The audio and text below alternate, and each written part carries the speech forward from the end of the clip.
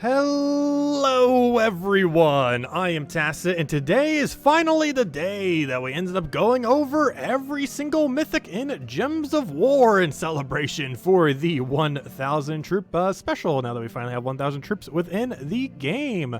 So of course, about 7 months ago at the end of last year, we did end up covering a tier list for every single mythic. However, this is going to be more so an alphabetical list, kind of just going over every single mythic, what it's kind of used for, how it is, and how useless it is, or how useful it is. Of course, mythics are the hardest to obtain troops in the game. I will be also including the Doom troops, which some are even harder, some are actually a little bit easier. It's kind of weird how they are. However, these are generally speaking the hardest things to obtain within the game. Very few people have every single one, and it definitely takes quite a bit of grinding to end up getting to that point. However, quite a few of them aren't really that necessarily really own, but due to how kingdom upgrades work, you do eventually want to get all of them, as all of them do ends up resulting to extra stats on kingdoms and are generally the biggest bottleneck in being able to do so. With that being said, let's start and finish off this series and finally go over every single mythic. So let's start from the top with some pretty bad ones to start off with. Mythic, pretty underwhelming. It explodes a bunch of gems of a certain color and then summons Inferno King. Inferno King, however, is a really good summon. It has a 25% chance to revive on death as well. It could be a very annoying summon. The biggest issue is that it does have full mana block on itself, and there's just better mana accumulators out there. For 22 mana cost, there are things at a fourth of its mana cost that can mana accumulate better than this thing. So overall, not too good, and its final perks are just really abysmal to the point that it's basically never going to get used. It's just outclassed by other mana generators, and if you really want a good summon, it's coming up right over there. As far as Amarak, ends up dealing damage to an enemy, and there's a 2% chance to devour them, boosted by red gems and burning enemies. Generally, you're not going to be able to get a big enough ratio to really end up making this work out. However, it does have a RNG kind of just full wipe. If the enemy team doesn't have any immune to devour, one thing that you can end up doing is the fact that it creates 9 red when it gets a kill, combined with its RNG based devour, basically could allow it to devour 4 times in a row by accumulating all of its mana back off the 9 red. The chance of this happening is exceedingly unlikely, though theoretically can end up happening if it gets super ridiculously ultra lucky, though that's generally not going to happen. However, one thing it does have is a burn stun. This has a little bit of synergy in the sense that if you're using a triple damage burning hero class, you can end up kind of doing it that way. Overall, it's not really worth going every way to use it just for that purpose, so for the most part, it doesn't really tend to get used. Quadicus is one of those Infernus like troops, mostly compared to that, as it was the first one that kind of came like this, that has a bunch of basically splash damage while having a bunch of explodes. This in particularly does a bunch of light splash damage to 3 random enemies and ends up exploding half the blues on the board. Even if this is all the blues, still would be kind of underwhelming, a little bit under value as far as how much mana accumulation it gets for a relatively average amount of damage output. The main gimmick it has is that it submerges your entire team. There are other ways of doing this, like off a hero class, so generally it's not that viable compared to just using a Frost Mage hero class or a Tidecaller hero class. It's normally outclassed by these classes that can just be used instead, so you generally don't need to specifically commit to a Aquaticus just to be able to do that, and there's better options that you can end up doing. As far as Arachnine Weaver, we're finally starting to get to the good one. So this thing, if you want to do better in Guild Wars, this is like the #1 pickup you probably want to get. A couple options, but this is definitely up there as far as things that can drastically improve your Guild War experience. This thing is pretty auto-win. The traits alone are almost the most flawless 3 traits you could even have. They are pretty insane. It has stealthy, so it can't be targeted directly. It has impervious, so it has immune to stuff. In combination with stealthy, makes it extremely hard to kill. And on top of all of that, it has the best summon on any trait in the entire game, as well as arguably just the best summon in general. It has a 75% chance to summon a web spinner when an enemy dies. So this is conditional on actually having enough of a lead to be able to secure a kill. However, if you are at a position where one of your troops have died, particularly your first slot most likely, and you have enough of a lead to end up getting a kill or 2, you will end up getting a 75% chance for that web spinner, which generally after 2 kills is almost guaranteed to get a web spinner unless you're super unlucky, though even after just 1, the chance is so high that you're normally going to get it unless you get really bad luck. On top of that, of course, as far as what Web Spinner does, triple damage to webbed enemies while also having a web on itself. Also has some green that can loop into itself. Overall, just an insanely good summon, and being able to get that out of nowhere with all of its traits and everything, just really, really insanely good value. It also has plenty of traits that just trigger automatically, passively, and the fact that it doesn't have so many traits on its summon that are things that kind of get wasted. Because whenever something gets summoned, if it has stuff that triggers at the start of battle, that summoned troop won't be able to utilize it, but Web Spinner has some really good traits that constantly keep perpetually working, even even as it is summoned off of a summon like that. As far as its ability, it gets to web all enemies, being one of the most viable way to apply 4 times web to the entire enemy team. It also ends up doing true damage to the last 2 enemies, and if the enemy ends up dying, it does a ridiculously good amount of explosions, basically like a Gorgotha or something similar. So if it can secure a kill every single time, it is getting absurdly good value. It's getting basically explosion value off of a troop, as if it's like a normal mana accumulator. It's getting a double true damage poke. It's getting summons. It's very tanky. Gets the web, so they won't be able to do as much damage to you at alpha casting. Pretty much covers all your ground. Can't be targeted directly, and oddly enough, has the lowest mana cost of any mythic, or of any of the normal mythics.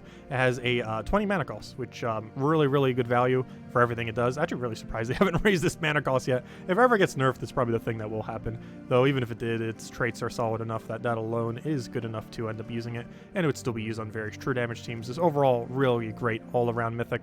Highly advised picking this thing up, particularly for Guild Wars. Not really used outside that context, though. In PvP and Guild Wars, basically the only thing it's used for. However, it is exceedingly good at doing so. As far as Champion of Anu, it silences, stuns, and drains all mana from an enemy and then deals damage to them and all enemies below them. Overall, pretty average troop. We even got a legend last Friday. Actually, by the time this goes out, 2 Fridays ago, that ended up having a similar thing where it basically just does its ability to the mana drain to the last slot, and then does damage upwards. This kind of does the same thing, but does it from the front and works its way down. Overall, pretty underwhelming. There's literally legends that do almost what it does, just with a little bit of extra perks as far as what it does. Much higher mana cost than these other options. It does have a little bit of tankiness and some extra stats to go with it. However, this becomes increasingly less effective. Anything that does these 1 per all stats, there's quite a few underneath mythics. However, they're rather underwhelming because as stats keep going higher and higher within the game, the return that you end up getting from these extra stats are increasingly less effective, to the point where in the current state of the game and end game, it's basically just not worth using. As far as Champion of Guard, he has a very similar problem in that another one of these troops gains 1 to all skills, this one particularly to reds. Also pretty tanky while also having some spell reduction to go with it.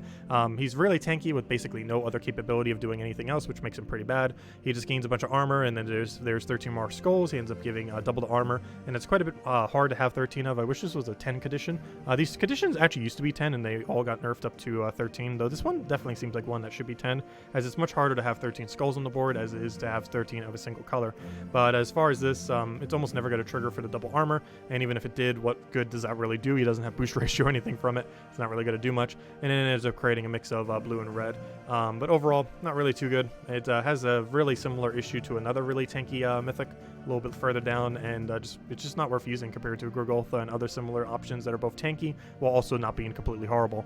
As far as Deo, has a lot of ways to eliminate the opponent's stats. It eliminates stats from a targeted enemy, and then destroys 8 gems of one of their mana color, and then repeats this 2 more times. However, the other 2 are completely random as to which one it does. So it'll end up destroying a total of 24 gems, assuming there's enough of the colors to end up doing so, while also reducing the stats of 3 different troops, one of which is targeted, the other 2 are chosen randomly. Overall, it doesn't really do enough stat reduction to really justify using it compared to something like Azura, which is literally a free epic from Erlantis. That thing can basically outclass this mythic, which is pretty sad because it's basically the best way to reduce stats in the game, just using Azura. And all these mythics that end up doing it, like Plague, Deo, a few others, they just can't keep up with a thing that's a lower rarity, which is pretty funny. It's mostly because these things suffer from really high mana costs. He does have an okay summon. Being able to summon a Servant of Deo isn't horrifically bad. It's a 30% chance every single time he does an extra turn. Kind of reminds me of that 35% chance Harpy Mage, though I would say that probably the Harpy Mage summon a little bit more useful. But overall, not really that good. Not really something you'd bother with, and overall, pretty much just dead content, and there's better things that ends up doing the stat reduction there. As far as Def, it Def marks, well, it kind of makes sense, Def mark. Def marks all enemies, one being one of the few ways that can do that in one single cast, though there are some hero weapons that do it much more efficiently than Def ever will, as it also ends up doing some scatter damage, boosted by how much life it has at a 2-to-1, so if it has something like 100 life, it'll end up doing 50 additional damage, compared to things like Rowain and similar kind of split damage troops. This seems really pitiful how much damage it does. Obviously, its main gimmick is the 4 times Def mark, however, Def mark is a pretty underwhelming mechanic. It is a 20 mana cost, so a little bit cheaper compared to Mythics, but overall, it doesn't really have anything going for it on traits that would really justify making it worthwhile, compared to just using a hero weapon that can apply Def marks to the opposing team while having much better perks due to all the things that hero class can do with any hero class you select. Is generally way better than ever bothering to use a Def on your team, so you don't really need to bother with it. It's also one of those weird troops that's Apocalypse, which is not associated to a kingdom, so you don't actually need it for kingdom upgrading purposes, meaning you could basically ignore Def for pretty much forever, and and at least in this game anyways, 9 life. But you can basically ignore death forever and essentially never get it unless you just want it for completion's sake, as it is not required currently for any kingdom upgrades since it is not associated to an actual kingdom. Anyways, as far as Doomclaw, ends up dealing damage to an enemy boosted by enraged allies with a separate 25% chance to devour the next enemy above and below. One thing to keep in mind about how the next enemy above and below works with this is it does work through gaps, unlike something like Charm, which directly does the one above and below directly adjacent. This can actually skip a gap. So for example, if you use this on second slot and all they have left is first, second, and fourth, it will go and have a devour chance on the first slot, and it will have a devour chance on the fourth slot, even though you target the second, because it does go through the gap. However, if you target something like the fourth slot or the first slot, it will not double target, since if you target something like fourth, it'll only target the one above because there's nothing below. However, if there's a gap in between, it will go through that gap to be able to trigger the devour percent chance. Overall, not too good. You're basically just gambling with two 25% chances. If they both land, it's insanely good value. If they don't, it's insanely bad value. So if one lands, it's okay value. Overall, it's just way too luck-based to generally justify using. If you really kind of want to mess around with it, it can be okay. When it gets super lucky, you basically just kill 2.5 troops for one single cast while being nearly invincible. So whenever it does that, that's pretty nice. However, you have to roll two 25% chances to really do that. It also gets to enrage a random ally whenever it takes the next turn, which I'm actually surprised it doesn't enrage all allies when it does that. It would be a lot more convenient since it would consistently enrage first slot while also enraging everything else. A little bit unfortunate it doesn't do that, but overall, too luck-based to bother using. Dracula is pretty underwhelming in the current state of game. All it is a life steal to all enemies. However, this does allow it to gain a lot of life. This was an issue that Crimson Bat had, in that it doesn't get to gain all that life. However, that is fixed with Dracula's, in that it does get to gain all that life. So it can become pretty tanky in that regard. Generally not too good because Devourers, insta-kill, stuff like that deal with it pretty well. Its damage output's also pretty low if you compare it to something like Beatrix that has a lot of loot potential, while also having cleanse, while also having gem creation, while just having so many better things than this can possibly do. Biggest issue, like many Legends, Mythics, and pretty much any troop in the game, is the lack of board control just makes it completely useless, and that is a reoccurring thing for a lot of things within the game. As far as Elamagrim, deals damage to all enemies and creates a bunch of purple, boosted by burning enemies, meaning that it can get a total of 13 purple onto the board. This does feed back into itself, allowing it to loop, which also allows it to spam attack reduction. Overall, of course, as time goes on, this amount of attack reduction becomes increasingly less effective. However, in PvP-like situations, can still be somewhat okay. It has impervious to go with it as well. Overall, very situational when you end up using it. You obviously need to have a proper burner that can easily 4 times burn the entire team, like a Zugoff, Infernus, and other stuff like that. By that point, you're almost just better off just doing a triple damage burning hero class kind of build instead of building into Elamagrim. However, if you wanted to build into a cast-oriented version of a burning team, this is pretty much the main way that you would end up doing so. So it can be used for that. Overall, not the greatest out there, pretty average as far as Mythics are concerned. Enraged Carandera is a bit of a weird one, so this thing, of course, the first boss on our selection here.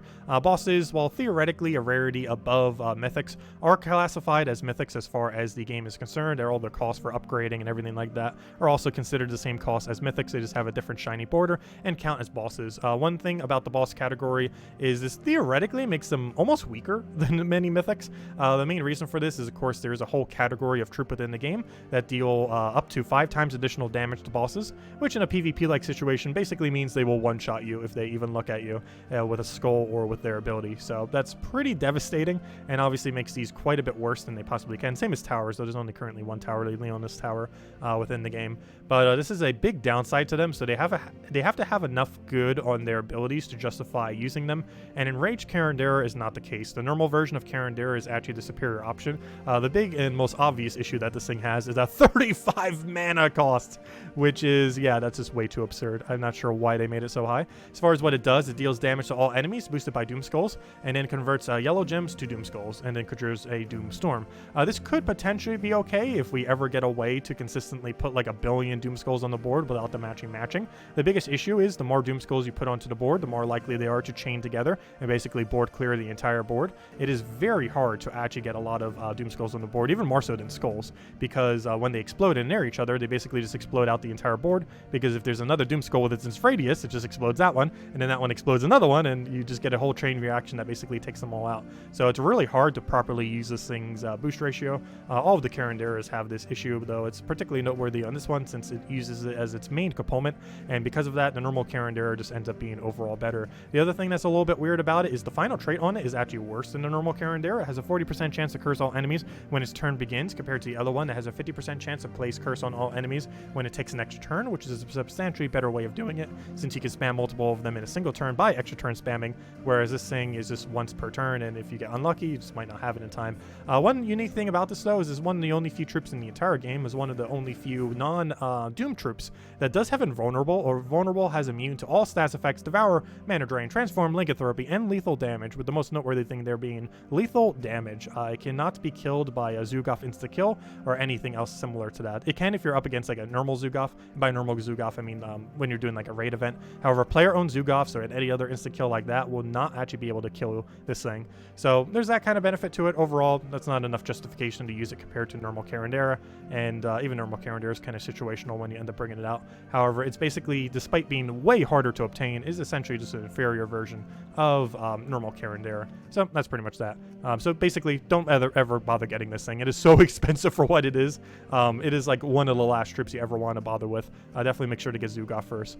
Anyways, as far as your Galley, our Galley is basically primarily used for its 4x poison. It is the most efficient way to apply poison to the opposing team. However, it's not too good overall. Mana cost is 22 instead of 20, which is rather unfortunate. Deals true damage to all enemies, and that's boosted by Nagas, so it can end up doing an okay amount of true damage. Has no board control to go with it, so seeming like Beatrix and the such hit way better, and ends up summoning a Bone Naga. So this was a troop I believe I mentioned when we were doing the Ultra Rare video, where basically there's a troop that allows you to constantly keep resummoning something that has Skull Reflect. This is currently the only way that you can consistently do it at 100% rate of anything that currently exists within the game.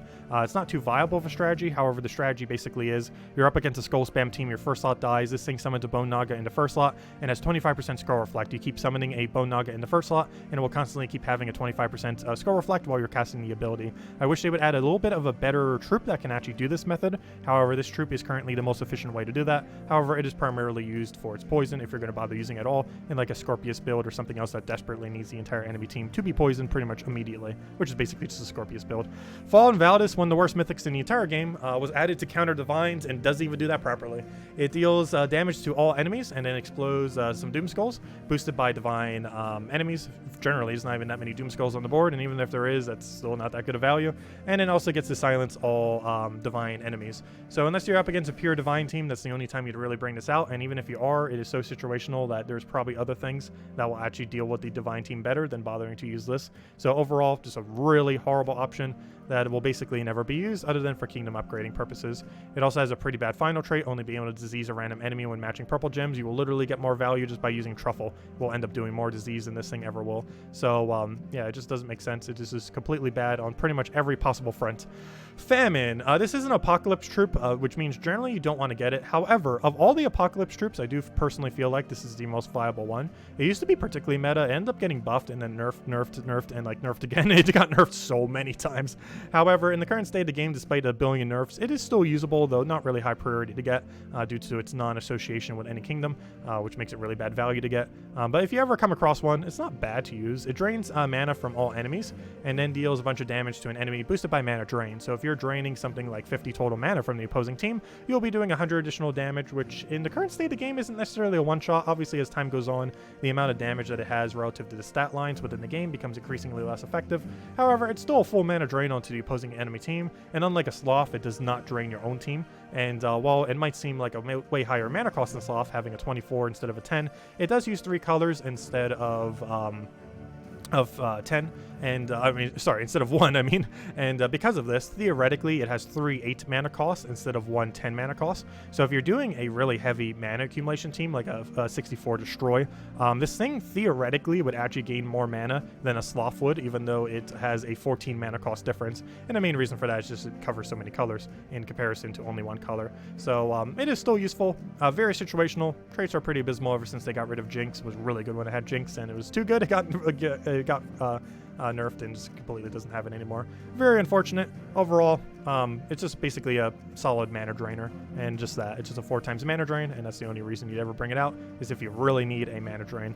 Flame of Anu is a very, very weird troop that is basically worse than the Epic or Ultra, I can't remember. The Bargus, I believe its name was. It basically, the Bargus burns and Fairy fires the first 2 enemies, and ends up doing some damage to them. This is basically a weaker version of that, despite it being like 2 or 3 rarities above. I have no clue why that is the case, but it is. It deals some damage to the first 2 enemies, boosted by burning and Fairy fire enemies at a 5 times boost ratio, so it does get to hit a little bit harder. However, it's doing that at a 24 mana cost instead of a 13 mana cost, and it gets to burn and Fairy fire off of its extra turn, which is okay, but just compared to just using Queen Tanya for the Fairy fire or any other burn option for a better burn, you're not really ever going to be using this thing. It's basically worse than a lower rarity option, which doesn't really make much sense, and overall just isn't really worth using or obtaining other than for kingdom upgrading purposes. Aside from that, we got ourselves Guard's Avatar. So this thing, very situational. It is basically the Rowan of Mythics. It ends up having a armor boost ratio that ends up making it really good and effectively function as exactly like a Rowan, where you want to end up armor buffing this, you want to go get his mana up as quickly as possible, and you want to use it to quick kill weaker things. Basically everything you use a Rowan for, you use Guard's Avatar for. The main difference is you generally bring out Guard's Avatar for when you're restricted and incapable of using Rowan, because Rowan is stronger than this thing in many situations where you'd bother bringing it out in the first place. So the main location that you tend to do this is Delves, when you're restricted out of the color of blue or green, particularly if you have access to something like yellow. Guard's Avatar is a really great option to do for quick killing the first 100 levels or so of the factions. Functions very similar to a Rowan team, where you use Sir Quentin Hadley in order to give it 50% mana start, kind of like how you use Mirage Queen for a Rowan. Then you just put some kind of mana generator on it, normally a Harpy Mage, because you have the second turn to chant to get it to full mana, and you basically just mana accumulate like that, like you would on a Leprechaun, and you just gives them full mana, and then he just one-shots the entire enemy team. And if you need to use something like a shield on it in order to, or ski a shield in order to go and buff up its armor so it can one-shot a little bit easier. But overall, it's basically just Rowan as a mythic, and does really similar things, just under different coloration. And one nice thing, it has no color overlap with Rowan, so pretty much any time that you can't use Rowan in a delve, you will have access to Guard's Avatar. So that's pretty nice. Though you might not necessarily always have access to his 50% mana start, so do be mindful of that.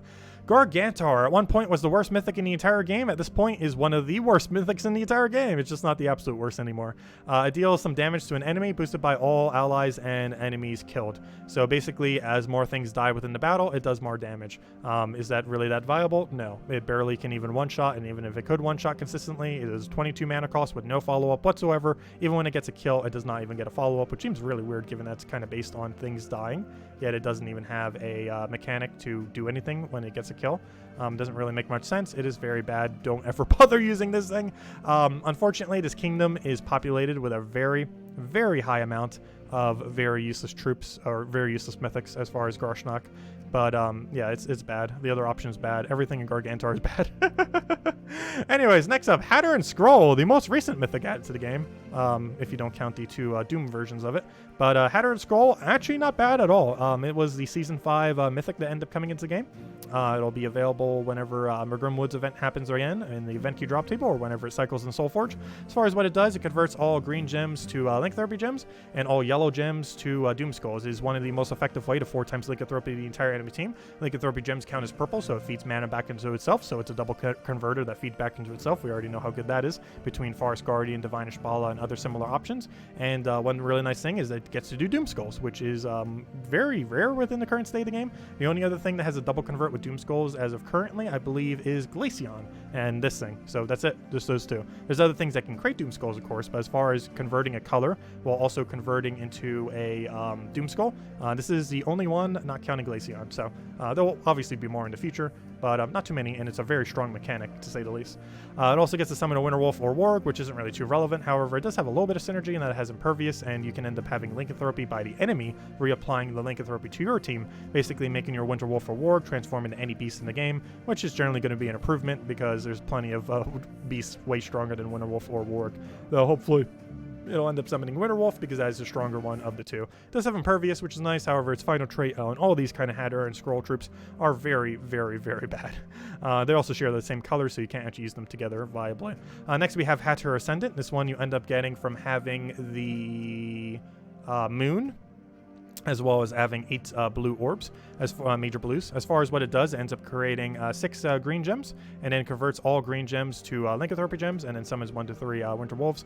This is basically a really high concentration of feeding mana back into itself while doing lycanthropy. Can be a little bit good with a couple lycanthropy builds, like things that require a lot of lycanthropy on the board in order to do something viable. But beyond that point, it's not really going to be used for much, and overall, it's probably the weakest of the 3 Hatter and Scroll related troops. So do be mindful of that. Next up, something not useless though. No, that's not really useless, but High King Iron Gut, one of the best troops in the entire game, and by far the thing you want to pick up if you want to make delves easier. Of course, a lot of mythics and a lot of troops in general are isolated to a certain game mode as far as where they function best, and High King Iron Gut is by far delves if you're going to be using it to improve a area. So High King Iron Gut, you probably see me using it pretty much any time a delve ever comes out, and this thing deals damage to an enemy and with a chance to devour them equal to its attack. That means if it has 100 attack, it will, or higher, it will have a 100% chance to devour whatever it targets, assuming the thing does not have immune to devour. And if it does have immune to devour, you can simply use a curse option on your team, or stun if they don't have immune to curse, and they will not have their immunity anymore, which will then allow you to devour them at 100% rate as you were going to be able to before. The other alternative is to use something like an instant kill or transform. Most notably, Zugoff tends to be pretty good synergy for it, since you can end up using it to gain a bunch of attack, or have a bunch of attack off your devour, use the skull value with your higher attack, and have the Zugoff deal with anything that has immune to devour. It ends up being pretty good synergy. Overall, by far the best troop that you could end up picking up other than Zugoff to improve your experience by doing delves. If you're struggling to get to 500 delves, not counting Pure Faction, that's an issue in itself, but if you're struggling to get to 500 delves just normally with any team in the game, High King Iron Gut is by far the biggest improvement. Obviously, you cannot use this for every single delve in the game, but for every single delve that it does cover, great improvement, and anything it doesn't, you can end up using Zugoff for. Between the two of them, it will cover every kingdom or every faction within the game. Next, we have Honglong. This thing is actually not horrible. It's very situational when you would end up using it. It's one of those very luck-based troops. However, it's one of those really luck-based troops that isn't useless. It deals damage to all enemies, so basically standard AoE, and then it deals, or there are individual 50% chance to end up gaining attack, gain an extra turn, gain barrier, enchant, or bless. So this thing can end up triggering a billion different things at once. Ideally, what will end up happening is it generally ends up getting its extra turn, so you can kind of keep spamming it, make it one of the only few mythics in the game with an extra turn. Of course, it is a 50% extra turn, unlike things like Iron Gut that have 100% extra turn. Actually, there's only 2 mythics, 2.5 that have an extra turn, if I'm not mistaken. It's Iron Gut, Mistralis, which have a guarantee, and Honglong that has a 50% chance. Obviously, other ones can also extra turn off of board control. However, it's not a specific mechanic that does it, just off the board control itself. But yeah, so it has that. If it ends up spamming extra turn a lot, it will end up getting a ridiculously high amount of value. There's a few different divine synergy teams that you can end up doing with it too. That ends up making it pretty well. Dragon synergy isn't really as strong though. It does have 70% score reduction, so that's pretty nice. If I'm not mistaken, I believe it's the only thing with 70% score reduction. It's not actually a unique trait. However, I believe in the current state of the game, it is unique only to it. It is actually a normal trait that could be on anything. Future mythics will probably end up getting it. However, I believe it is the only thing in the game currently with it, which is basically a Gurgoltha worth of defense, while also having the way of gaining some durability as well between barrier and everything, while also gaining attack, which is pretty nice, having that combination of being able to gain attack, barrier, and all that just all together with an extra turn. Overall, when it gets lucky, it's really good. When it doesn't get lucky, it seems pretty underwhelming. You basically just want it to get lucky, and when it does, it can actually be a lot of fun to use. It's not really one that you'd really viably use, but can be a fun troop to mess around with. Mostly a PvP or Guild War kind of thing. If you want to mess around with Guild War and kind of risk it, or just kind of mess around in PvP and have some fun with it. Also gives a bunch of magic to Dragon allies, so if you do go for the Dragon synergy, he does get some extra bonus there. If you go for a 4x Dragon build with 50% mana start, can end up working out pretty well. Anyways, as far as Infernus, it deals a bunch of splash damage to 2 random enemies and explodes 5 gems. This was the first of the Infernus-like troops. There are a lot of mythics that actually do pretty much exactly this exact same thing, just ever so slightly differently, in a way that either makes them better or worse. As far as Infernus, his main gimmick is that he's very well-rounded at doing everything. I used to say this used to be a pretty good mythic to get as a newer player, and I still kind of hold on to that. He has a 10 base damage. He gets a lot of extra damage off the splashes. He has a bunch of explodes. You don't have to worry about submerge. He has mana accumulation for himself. He has a storm into himself. He has the best burn in the game, other than Zugoff, though this gets it off a single extra turn. Zugoff just has a better coinciding ability with it, but still the best burn in the game, so has a lot of things going for it. It's basically the very well-rounded and good at a lot of things, but basically the best at nothing but burning, which is one of the big downsides to it, in that later in the game, it kind of just falls off because obviously burning, unless you're doing like some kind of triple damage burning team, isn't really that good. In that case, you're just using Zugaf anyways. So overall, kind of gets phased out super late in the game, but as you're progressing through the game, still a really great option to have. It just kind of covers a bunch of ground. Unfortunately, it doesn't upskill though, so you're mostly just going to be using it for PvP and Guild Wars if you're going to bother using it. So as far as thing that's used in a weird game mode, Ironhawk. So this, as of the most recent patch to Gems of War, is arguably the most important mythic to own in the entire game, particularly owning 2 copies of it. 1 copy can still be useful, however, 2 copies of it is exceedingly useful, assuming no changes are done to the current Vault event or Nomapalooza. We still don't know if they're going to nerf it. Well, hopefully not. We'll find out this Friday because, yeah, next Friday, as of this video going up, should be Nomapalooza. It's the 13th of August is when the next one will be. Kind of convenient. That's the exact day we get back. We'll be streaming that that night. But anyways, as far as Ironhawk, it is absurdly good at killing gnomes. It can consistently kill around 6 gnomes or 6 battles per minute. This is exceedingly good for getting all of the verses that you need in order to cause a Nomapalooza. It is exceedingly good for killing the Nomapalooza at the quickest rate in the entire game, basically meaning Ironhawk, or specifically double Ironhawk, is now the quickest farming team in the entire game, which is obviously very good because resources are needed for everything. And Vault event and Nomapalooza gives you pretty much every useful resource in the entire game, with a few exceptions, like you don't get deeds directly and a couple things like that. But for the most part, almost every single useful resource in the entire game is accumulated through Vault events and Nomapalooza, at which Ironhawk farms both of them at the quickest rate. One other byproduct is also has the quickest XP rate in the entire game for your hero, and by that I mean the bigger number, not the smaller number. It's not good for upgrading hero classes, but it's good for upgrading the really big number of your hero if you want to try getting that a bit higher. So covers a lot of ground, greatest farming thing in the entire game, and for that reason is exceedingly viable. The main reason for this is its final trait ends up dealing 5 damage to all enemies when an ally casts a spell. The main synergy for this is you use something that has Empower in first slot, a couple different things that you can do with it. You can use a Greed for Gold or something else that's a little bit quicker that doesn't have as much of a delay,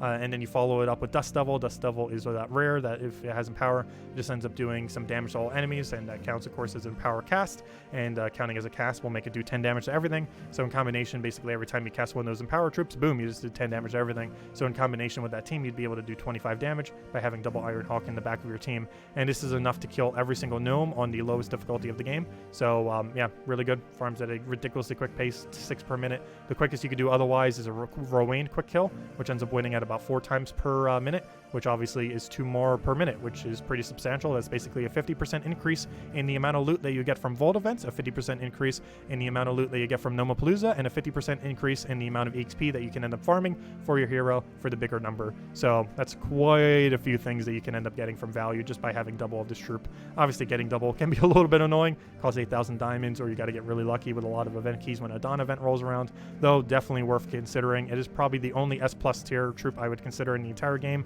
not because it's useful in battle, but because it just farms resources at a ridiculously high rate, and of course this game is very dependent on having a lot of resource and resource management, so really good for that. As far as its actual ability, this is something you pretty much never see because it's almost entirely used for farming. However, as far as what it does, it creates 12 Doom Skulls and then explodes a bunch of gems, which basically means it gets to do 60 skull damage while also exploding a bunch.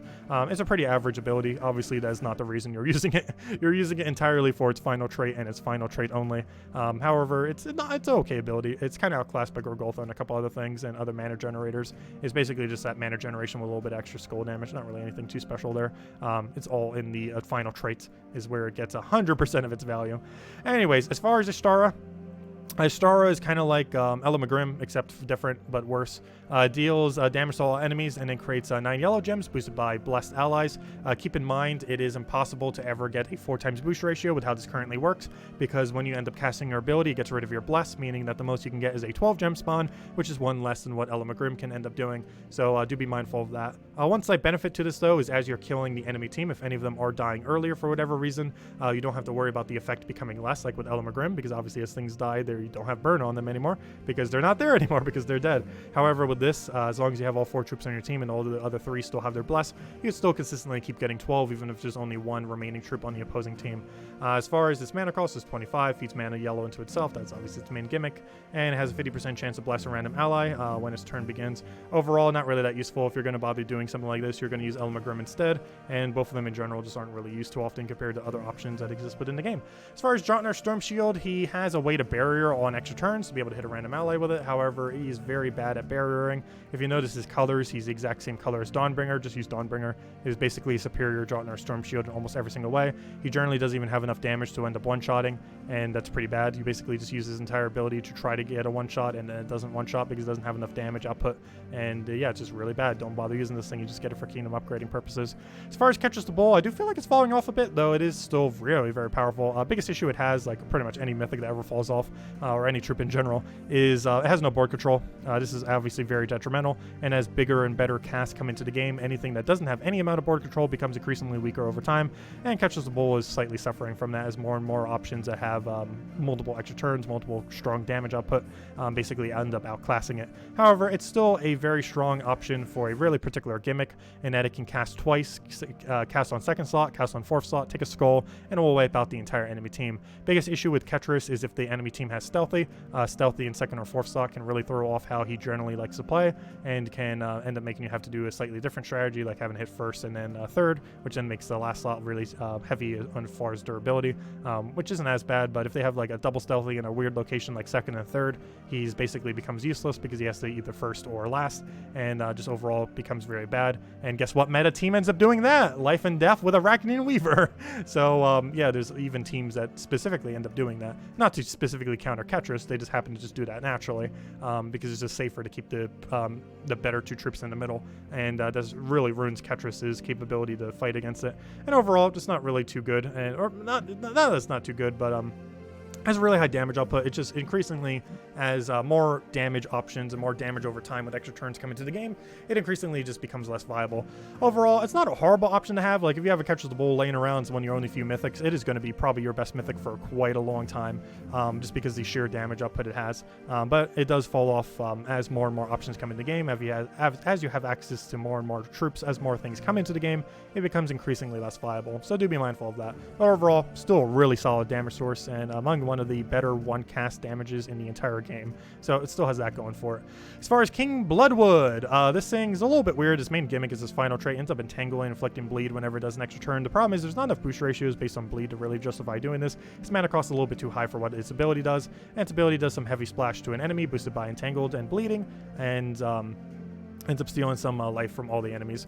Overall, pretty underwhelming. Nothing really too special about it. It's basically doesn't really do anything of relevance. If you really want Entangle, there's better options out there. If you really want Bleed, there's Mother of Darkness teams. So yeah, just really just not a point in using King Bloodwood. Carindera. So this thing is pretty good. Most notably used for its very final trait. It does have Impervious too, so it makes sure you can't get stunned. So if they have an Obsidius, you still get to curse back. So pretty nice. It's one of only a few mythics, oddly enough, that has a mana link. Enraged Carindera has it too. However, it's more relevant on Carindera due to its lower mana cost by 9. It's 26 instead of 35. Has a 50% chance to curse all enemies when matching for an extra turn. This is pretty beneficial because ideally within like 2 or 3 turns you'll end up getting a curse, and if you get really lucky you'll get it on the very first extra turn.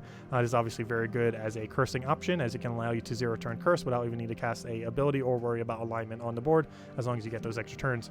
As far as its ability, it's very similar to Enraged Carindera, but it does a little bit less, so it's not too big a deal because it still has the convert on Doom Skulls. It ends up dealing damage to an enemy boosted by Doom Skulls. That isn't really too relevant. The more relevant part is that it then converts all yellow gems to Doom Skulls and then conjures a Doom Storm.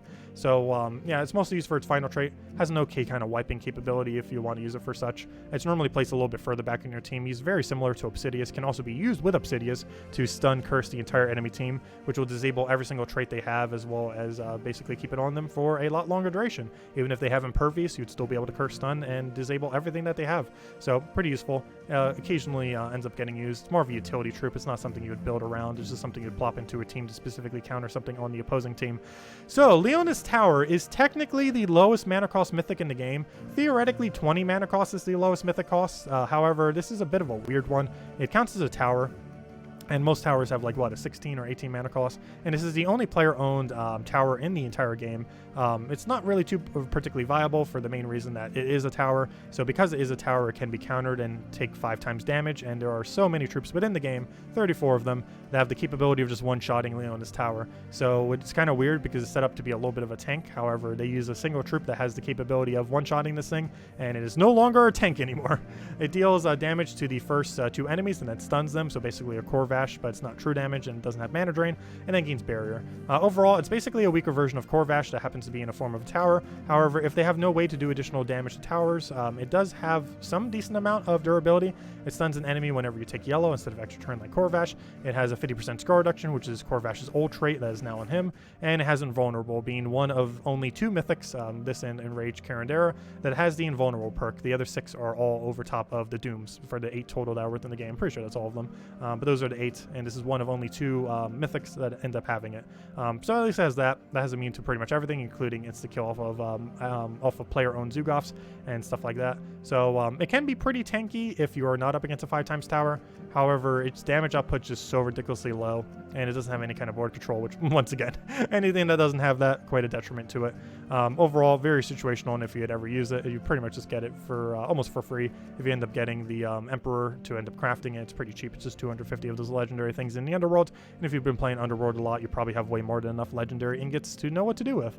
As far as Mambasara, it's pretty underwhelming. Just does a bunch of damage to 6 random enemies. As mentioned earlier, there was a legend that ends up basically being better. I forget its name. However, it has a better final trait than her, and in some instances, it can actually deal more damage than her too. Overall, it's just not worth it. If she had any amount of follow-up, like if she did something when she got a kill, or had an extra turn, or had board control, or did literally anything extra, it would probably be a bit more viable. Unfortunately, it is literally just damage with no follow-up whatsoever, which makes it quite a bit worse than that legend, makes it worse than Tina 9000. It's just not worth using compared to other options that exist within the game that do pretty much the same thing but better.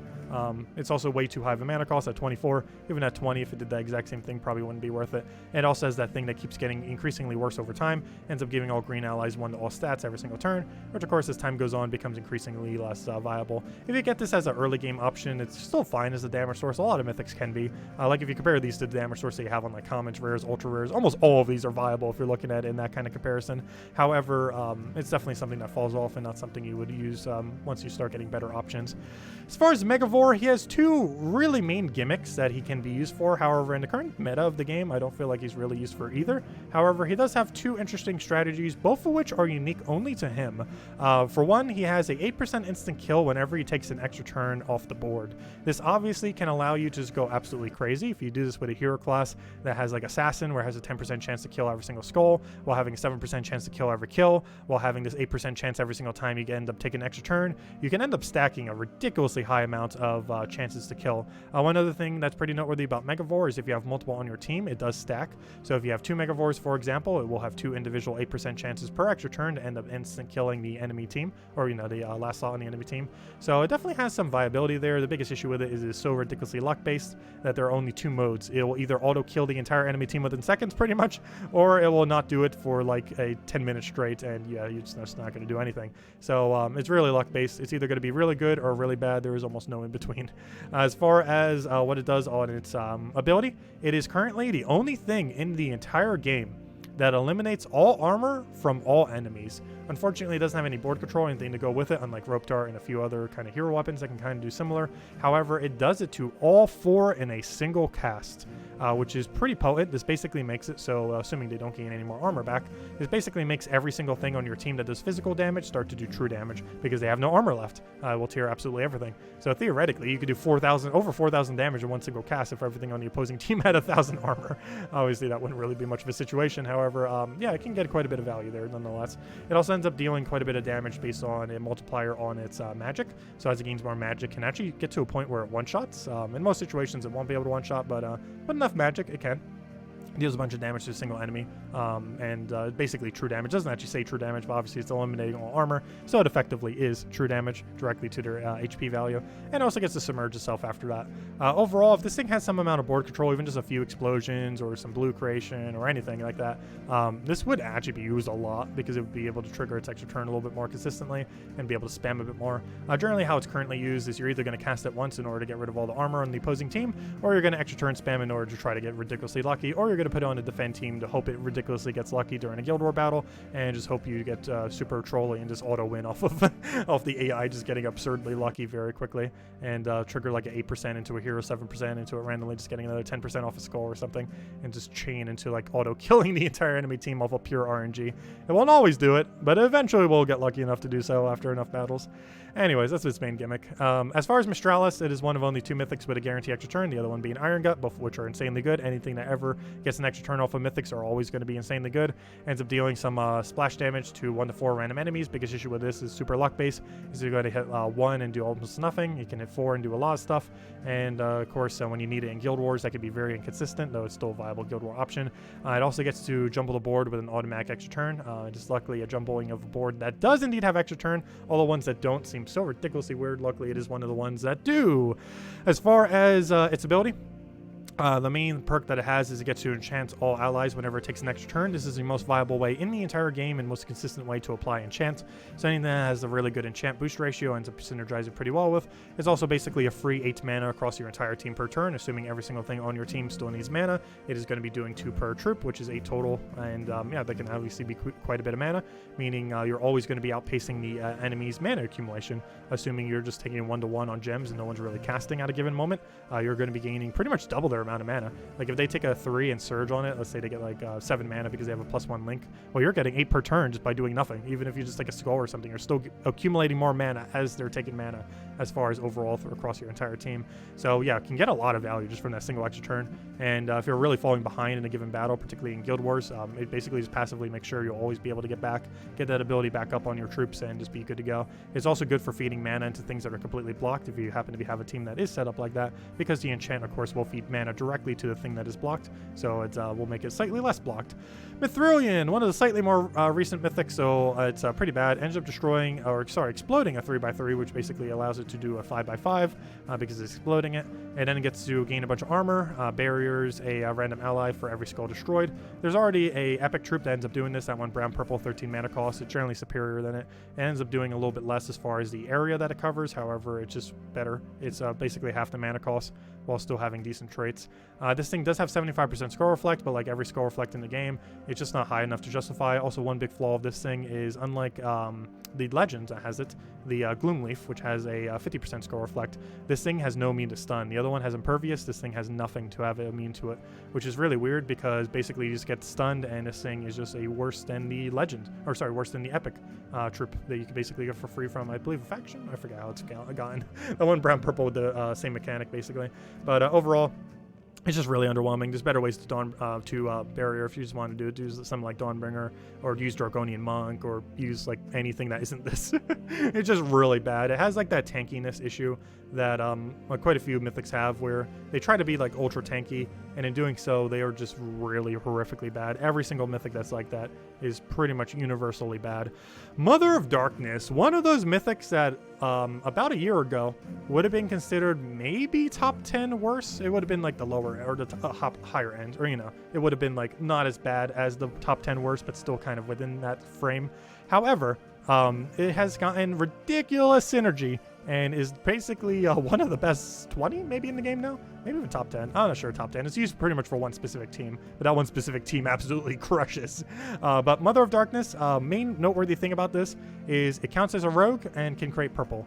Main synergy that this ends up having with is the rogue spider, or the night spider. I always call it rogue spider. Ends up creating a bunch of blue and purple, which feeds back into itself, and it feeds into Mother of Darkness. The Mother of Darkness feeds back to it because whenever it ends up securing a kill with its true damage, it will end up feeding purple back to the night spider. Night spider feeds blue back to it. It just keeps looping back and forth. and you just get infinite mana. You throw a rope dart in there, get a little bit more damage, so you can poke them down into kill range. You then kill with this, you end up getting the purple back to Night Spider. Night Spider gets the blue back to this. You just keep going with it. Goes absolutely crazy. Has stealthy, so it can't be targeted. You know what else has stealthy and can't be targeted? Night Spider. So yeah, it ends up working out really well. It's also the best way in the entire game to apply bleed. This in the past hasn't been too viable, but since you get basically infinite turns with the Rogue Spider team, it's a guaranteed 10 true damage to the entire opposing team every single turn that goes by, pretty much for the entire duration of the battle due to how much it loops extra turns, and that's assuming it even breaks and finally loses extra turn. Normally has enough loop ability, well, it's not a perfect loop, to basically make sure it doesn't even lose its turn, and if it does, it just does 10 true damage to all opposing enemies for 40 total true damage. Overall, just absolutely insane, really ridiculously good, and even gets a Darkstorm when an enemy dies, making the loop even better. So absolutely insane the kind of synergy it has with Night Spider. It completely made this troop from something that would basically never be used, or very rarely used, maybe just for the bleed, to something that is actually now within the meta as probably my favorite still to this day PvP team. It ends up getting used for the Night Spider team, specifically this one right over here. Might as well show since we already have it set up. Obviously, I'm not going to show a team for every single one of these, otherwise we'll be here for like 10 hours. But yeah, Rope Dart, Night Spider, Mother Darkness, Captain McCall. And this is kind of one of the teams that can end up being used for, and pretty much one of the only teams. However, despite that, it is still ridiculously good. Anyways, as far as Obsidius, ends up mostly being used for the stun mechanic, ends up applying stun to the entire enemy team. This is mostly used just entirely for that mechanic. Its ability is pretty much like an Infernus-like ability. Overall, pretty underwhelming. I'm not sure why it has a conditional second hit. It's even if it had the guarantee second hit, it still would be underwhelming as far as how much damage it has. Gains a little bit of board control, though overall, relative to its mana cost, pretty underwhelming ability. However, that's not why you're using it. If you're using it, you're using it entirely for the 4-time stun. This is insanely good against a lot of troops. If anything has really good traits and you want them not to have really good traits, you just stun them. If they have immune to curse, you just curse them and stun them using both the Carindare into Obsidius, or some kind of other curse option into Obsidius. And yeah, you're pretty much just good to go. One of the most noteworthy hard counters that this can end up doing is Beatrix. Beatrix only has cleanse on trait, and if you stun the entire enemy team and that's their only cleanse, well, they're now stunned and they will stay stunned and they won't have that cleanse anymore to have to deal with. So it can be a very, very potent option for hard countering any kind of team that has really good trait setup.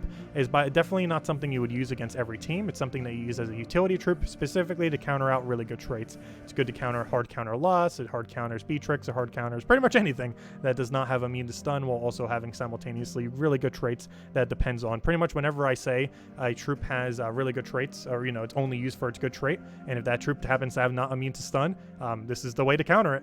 And there's a lot of them in the game that pretty much depend entirely on their traits. Like, the main reason they're used on the team is for their traits. One oddly ironic thing is Obsidius is also one of those. So a good counter to Obsidius is literally just another Obsidius, because Obsidius himself does not have immune to stun. So if you stun their Obsidius before they stun you, you get really good value. If they do it the other way around, well, that's really unfortunate, because then they just countered you.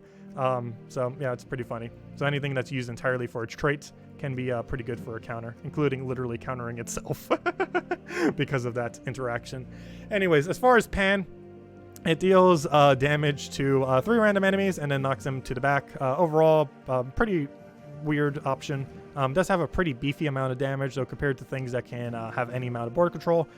It's just much better. If this thing had any kind of convert, any kind of board control, would probably be a bit more viable, because it would be one of the stronger kind of things that can disorient the opposing team. It could still be used for that purpose if you really want something that is impervious, that has the capability of disorienting the opposing team. I believe it's the highest amount of damage, 1 turn damage that you can end up doing with it. Normally it's better value just to use Rope Dart, but overall it can situationally be okay. And aside from that, it does have 20% this week, so it's a little bit inflated. I was going to say, the stats seemed a little high, but yeah, that's why it's 20%. Though it does gain double based on its magic, so still gains quite a bit of damage, and any bit of extra magic off of any kind of extra stats obviously benefits it quite a bit. Impervious is its other main gimmick, just kind of make sure that it doesn't end up, you know, getting hit by any status effects. It's not really doing anything else that's too good, though, just gaining a little bit of life and magic, which, of course, it gains double the value off of magic, so at least it gets a little bit of synergy there. Overall, not the greatest, but can pack a little bit of an initial punch if you're really looking for a high damage, disorienting troop and don't have Rope Dart. As far as Pharaoh Nefertania, I believe this was the Season 2 Mythic. Main gimmick that it has is on its final trait, ends up death marking an enemy every single time it extra turns, being one of the better ways to apply death mark in the game. Not the absolute best, but definitely one of the stronger ones. It deals damage to an enemy and it's boosted by death marked enemies at a 10 times boost ratio, and it ends up cursing and diseasing all enemies. One pretty nice thing about this is it basically allows it to death mark everything in the game, because you can end up cursing it while also having death mark, which I believe is one of the only troops, if not the only troop in the game, that has both curse and death mark on its ability, basically allowing anything that wouldn't normally be able to be applied to def mark be able to be def marked. So at least has that synergy. Overall, not the greatest, and is extremely luck based on if it'll actually end up getting any kills off those def marks. And obviously that's what the whole thing is kind of banking on, is getting those kills off a def mark. Generally way too luck based to end up bothering using. Farish Ra, one of the really good troops that I would say has probably fallen quite a bit, mostly in the most recent patch, because Ironhawk is just so much better for farming now because of Nomapalooza and the buffed Vault events because of it, to the point where Farish Ra is basically obsolete now, which is rather unfortunate. You would normally get it for the highest soul gain in the entire game, but similar to Cedric, it's not really that worth doing compared to just farming the Vault events and Nomapaloozas. It's just so much loot in comparison that there isn't really much of a need to use Farish Ra anymore for soul farming, which is kind of a good thing. The soul farming teams were kind of tedious. You can still end up getting away with one Farish Ra, two Farish Ras if you want to build into it. Like if you randomly get a Farish Ra, it will allow you to soul farm whenever you want, so that's kind of nice. So you don't have to wait specifically for a Vault event to soul farm. You can just do it whenever you feel like you need more souls for something, and do it that way. It's still good for that, because it's still the best rate of farming for souls when it's not a Vault event. However, when it's a Vault event, it is not the best way of farming souls anymore, not even close, compared to how much you can end up getting. And generally, you can end up getting enough with the Ironhawk build that you just build up enough souls that you're basically going to never need a soul farm again, which basically makes Farish Ra obsolete. His damage is also kind of bad. He doesn't normally have enough to even one-shot in most situations, and overall has kind of just fallen off ever since the most recent patch. Ironhawk just completely outclassed it. You're much better off getting double Ironhawk than ever bothering to get a single or double Farish Ra. It's just not worth it anymore compared to double Ironhawk. You can still use the soul farm if you have it, however, it's not as needed compared to double Ironhawk, at least in the current state of the game. That could change, of course, but as it stands now, he has definitely fallen probably the most of almost any Mythic that has ever existed. As far as the next one, Fenesia, you'll probably see me using this every single day if you ever catch the live streams. This thing deals damage to all enemies boosted by red gems and burning enemies, and if there is a firestorm, it deals a double damage, which is the main gimmick that makes it good. So basically, it just gets a free double damage whenever it has a firestorm. Also, its boost ratio of how many reds are on the board and burnings ends up getting it too, and generally you're going to be getting about 10 for that or so, which basically is 20, which is basically 80, because it gets doubled and it hits on all 4 of the enemies, so ends up getting quite a bit of value from that, and that's the whole reason why it's used. Its traits are completely abysmal. It has the same trait as one of those legends, a 50% chance to burn something randomly at the start of battle, which gives it a little bit extra value. If nothing else, you can kind of get a better turn 1 or turn 2 kind of cast outfit. It might end up applying to be like 2 extra damage to all enemies potentially, which you know, it can add up with how much damage it already has. It is also the first and only Mythic I believe I have fully medaled, just because of how much extra damage she ends up getting, because she ends up getting 6 damage to all enemies and then gets double that for 12 damage to all enemies, basically effectively getting 48 additional damage for being fully medaled. Overall, absolutely insanely good option for killing out Explore 5, Explore 6, where you can farm the highest trophy rate in the entire game if your guild cares about getting high amount of trophies. It's also really good for clearing out dailies like dungeons. It's good for the daily adventure board. It's great for pet battles. I believe the quickest team in the entire game still uses a Fenesia for the build, because when Fenesia gets lucky, it just goes absolutely amazing quick. Plus, its average speed for it's still ridiculously good. Overall, you don't notice too much of a difference between it. However, over the course of a day while doing pretty much the standard dailies, it will generally save you like a minute or a few minutes, and that might not seem like much, but you count that every single day for however long you're going to be playing this game, and it definitely starts to save up a lot of time. One thing to note about Fenesia, if you're earlier on in the game, definitely not a first pick or even first several pick. Main reason for this is you definitely need magic to end up making her work. The more magic she has, the more viable she is, and if your magic is too low, she's not really useful for too much compared to just using Rowan or something that you might already have laying around. So you definitely want to make sure you have some magic. You probably want to have at least 2 Nisha tokens or 2 Nisha medals as well before you bother using her, so you can give her 20% mana start into 8 magic, and ideally just 12 magic if you happen to have 3 Nishas. But overall, higher the magic, more viable she is. So later in the game, the more increasingly viable she is. Great for running dailies, great for running quick kills. It can kill a lot of things that Rowan can't. Rowan's still quicker when it's in a kill range where it's better for Rowan. Like if Rowan can kill a team in one cast, it's better to use Rowan. But if you're in an area where Fenesia can kill, but Rowan cannot kill, that is generally when you bring out Fenesia. And there's a surprisingly high amount of areas within the game where that is the case. And it's basically to kind of like that switch in, where wherever Rowan doesn't kill the quickest, you do a Fenesia instead. and that's basically its purpose. So Plague is basically a worse version of Azura, which is that free epic you get from Rolantis. It's another situation of a Romaine where, for whatever reason, you get like one of the best troops in the entire game just from a kingdom. Though Azura is quite a bit less effective than Romaine. But as far as stat reduction is concerned, Azura is just a superior option. And even the Mythic version, that's kind of supposed to be, I assume, one of the best versions of it, doesn't even do it properly. It's also Apocalypse troop, so you could basically, similar to Death, Famine, all those others, War, you can basically just ignore it forever. There's really no reason to ever get it unless you just want it for completionist purposes, and that's about it. You would never really go out of your way for these things. They're just pretty bad, and it's kind of good that they're pretty bad because they're not actually associated to a kingdom, so you can just ignore them forever and not need to feel guilty about not having them. As far as Queen Aurora, it gives a bunch of other allies barrier and a bunch of life. It also ends up creating some gems.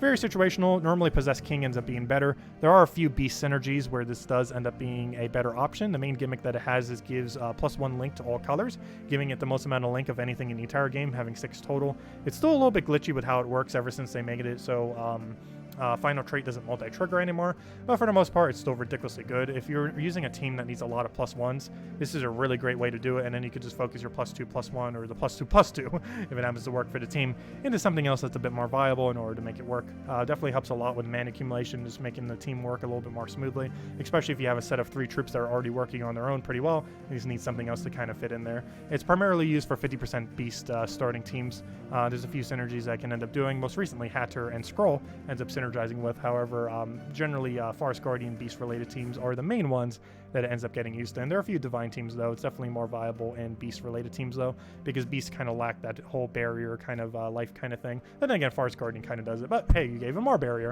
And if nothing else, Forest Guardian also helps keep this thing alive because this does not apply its durability to itself.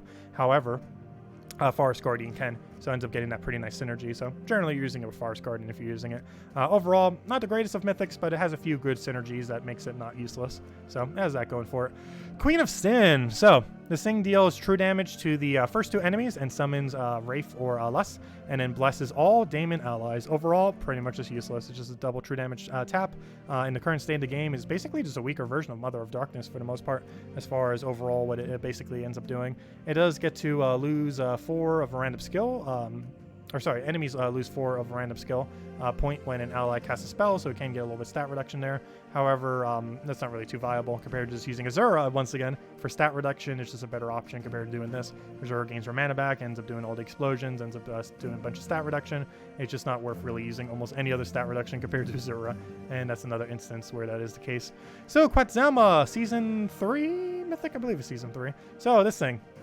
It deals scatter damage boosted by a chosen gem color, except for yellow, and then creates 10 yellow gems and removes all gems of a chosen color. So basically this thing's whole gimmick is you'll end up removing something from the board, you'll end up creating a bunch of yellow, and ideally you'll keep looping forever. It's not a perfect loop, however, it does get quite a bit of loopage. It has a little bit of a Infernus related trait where it has a 20% chance to resurrect itself with full mana when it dies. However, one pretty noteworthy thing about this is it is specifically full mana. I have personally actually never seen this before. Because I have not gotten lucky enough, and I just really haven't used it enough. And generally when we were using it, wasn't really dying, obviously. But obviously we want to try keeping it alive. That's the main thing that you're generally using, building your team around, kind of looping that forever. Yeah, there is a small chance that it could just insta-revive, come back with full mana, but theoretically means it can actually die and come back with more mana than what it had. So it could die with like 12 out of 26 mana, and then come back at full mana and just be ready to cast. Obviously, that's rare when that's going to happen. However, it can happen. So there's that going for it. It also has a Light Storm at the start of battle, which has very obvious synergy with the fact that it creeps creating yellow. So for those first 4 turns, going to have even more value than it normally would, especially if you don't have another way to keep reapplying yellow to try to get that really quick burst at the beginning. Overall, not the greatest, pretty luck-based because you just got to keep getting it. Has a few synergies that can end up working compared to other infinite loops within the game, or, you know, pseudo-infinites, things that can loop for quite a while. It's not really worth it compared to other damage things that exist. It's also a pretty low damaging scatter compared to something like Rowan or Tesla or anything else that's really strong like that. So overall, not the greatest, but has its purposes, can loop a bit, and at least it doesn't have the issue where it just casts and just ends its turn. It has quite a few extra value there. Anyways, as far as Sacred Treasure, is obviously just one of the treasure things, the highest of them all, and you can't even accidentally ascend it because it's already fully ascended, so you can't really waste anything in that regard. Obviously, it's the best treasure in the game just for upgrading the treasure hoards and the underworld. It has no purpose within the battle unless you just want to put a really weak troop there. As far as Scorpius, it has fallen off quite a bit. However, it still has one interesting gimmick that is not horrifically bad. Basically, if the enemy team has no immune to poison, and you have a viable way of applying poison, you will be able to go and insta-kill twice and then insta-kill twice. That is the main gimmick that you have on Scorpius and the main way that you would end up winning off of Scorpius. So you just double kill, and then you win. That is Scorpius' entire strategy, and that's all he is you double kill, you then double kill again. It's generally pretty slow compared to other win conditions. However, depending on the current meta of the game, can end up making a comeback. It does unfortunately have that really useless gain 1 to all stats kind of trait, which it doesn't even need because it's insta-killing anyways. However, at least it has impervious, so has that going for it. Overall, I feel like it's a little bit too high of a mana cost. I really wish it would go down a little bit. Could maybe be a little bit more viable. I forgot some kind of effect when it gets a kill, like creating some brown or something to feed back into itself so the second cast wouldn't be as annoying to get, while still keeping the higher mana cost. But in the current state of the game, just isn't as good as it used to be, though it is not completely useless. As far as Shade of Zorn, that is completely useless. It deals damage to, of course, this is the Groshnok. They are required to have horrifically bad mythics for whatever reason. I'm not sure why, but that seems to be the case for that kingdom. It deals damage to an enemy boosted by red allies and skulls, which isn't really much of a boost ratio at all. And if the enemy dies, it summons 2 Fists of Zorns. Even if it did that every single time, that would still be useless. It's just so ridiculously bad. It does have an interesting final trait. However, on itself, it's not really that useful. It gains 4 damage when it takes damage. Or it takes 4 damage when it takes damage. It gains 4 mana when it takes damage. Obviously, if this thing was to be bled, for example, this would be pretty useful. It can't be poisoned because it has immune. But if you had bleed on this thing, it would take 1 damage every single turn, which means it would gain 4 mana every single turn. So that kind of gimmick could kind of be okay. This trait on other troops could actually be pretty viable. It's just such a bad ability that it just is not useful. It's also a pretty low amount of mana. 4 is pretty low compared to being able to just use Monk and getting a bunch of extra turns and getting your mana up that way by every single extra turn basically generating. Plus it allows the AI to basically use your weapon if you're using a good weapon that would want you to cast it a bunch. So overall, I don't know, this is nothing going for it. It's just really bad. As far as Shabana Vespera, a little bit better than the Deo. It ends up having a little bit more loop potential, so how's that going for it? It gives a random skill to whatever you target, as well as 2 other allies. It creates up to 27 gems, one set of 9 being based on whatever you target, a random color on them, and the other 2 being based on 2 other completely random troops based on a random color that they have. One way to make this less random is to use either a blue, yellow, or purple onto your team that only uses 1 single color, either some kind of good weapon or Thrall or something similar, and you basically target that. That will guarantee that you'll get that 1 color. So for example, if you cast on Thrall, you'll guarantee going to be creating purple at least as 9, and then you can just kind of hope the rest will also hit purple if you're kind of doing a team that uses multiple different colors. But that's pretty much a gimmick, very luck based, very inconsistent, and overall not really something you're going to be using if you really want stats or way better options that we've already gone over within the game, and this is generally not the way that you're going to be doing it. Its summon is also pretty bad, 30% chance to summon a Zejin. The one that Dale has is a much better summon. Even though his ability is a bit worse than Shabanu, its summon is way superior compared to what a Shabanu has, and overall it's just a pretty underwhelming troop that you wouldn't really use. I would sooner bother using like a Quetzalma build and trying to make something like that work rather than using a Shabana Vespera. It's just not worth it in almost every situation. So next, Skady. Speaking about things that aren't worth it, the only thing that this is useful for is Perpetual Bluestorm. If you're using this for anything else, you're crazy. Because in the current state of the game, it is absolutely abysmal. It ends up freezing and mana burning the first 2 enemies, which if they have impervious means it will do literally nothing and won't even damage them at all. And it also knocks them to the last position, which that part of it isn't too bad, but there's way better ways to end up moving, particularly Rope Dart, which it shares the exact same colors with. And it ends up summoning Queen Mab. Queen Mab is an extremely bad troop in the current state of the game. It used to be really amazing. When this thing came out, it was actually a little bit more viable because Queen Mab wasn't completely useless back then. However, in the current state of the game, Queen Mab is really bad. So the fact that it ends up summoning that at a guaranteed chance isn't really much of a benefit. And also, for the longest time, and even in the current state of the game, this thing is almost worse than Queen Mab. If it wasn't for this final trait, like if you had this thing untraded, it is basically weaker than just having a Queen Mab on your team, which is already weaker than using something like Frostfire King or, you know, anything else. Overall, it's really bad. Only used entirely for its Perpetual Blue Storm, and even at that point, probably not worth using it for it. There's other better Perpetual Storms in the game. We just kind of have to accept that blue just will not have a good Perpetual Blue, which is unfortunate because Corsair has that +3 blue and can kind of get some synergy there, but overall, just really not worth using. I would not advise it. And yeah, you pretty much just get the Mythic when you get the Mythic. I would not go out of your way whatsoever to try to get a Skady. As far as Scroll Reborn, one of the more recent Doom troops and boss troops and Mythics within the game, this thing is actually pretty good. It's also, oddly enough, the cheapest Mythic in the entire game, despite it being a boss rarity.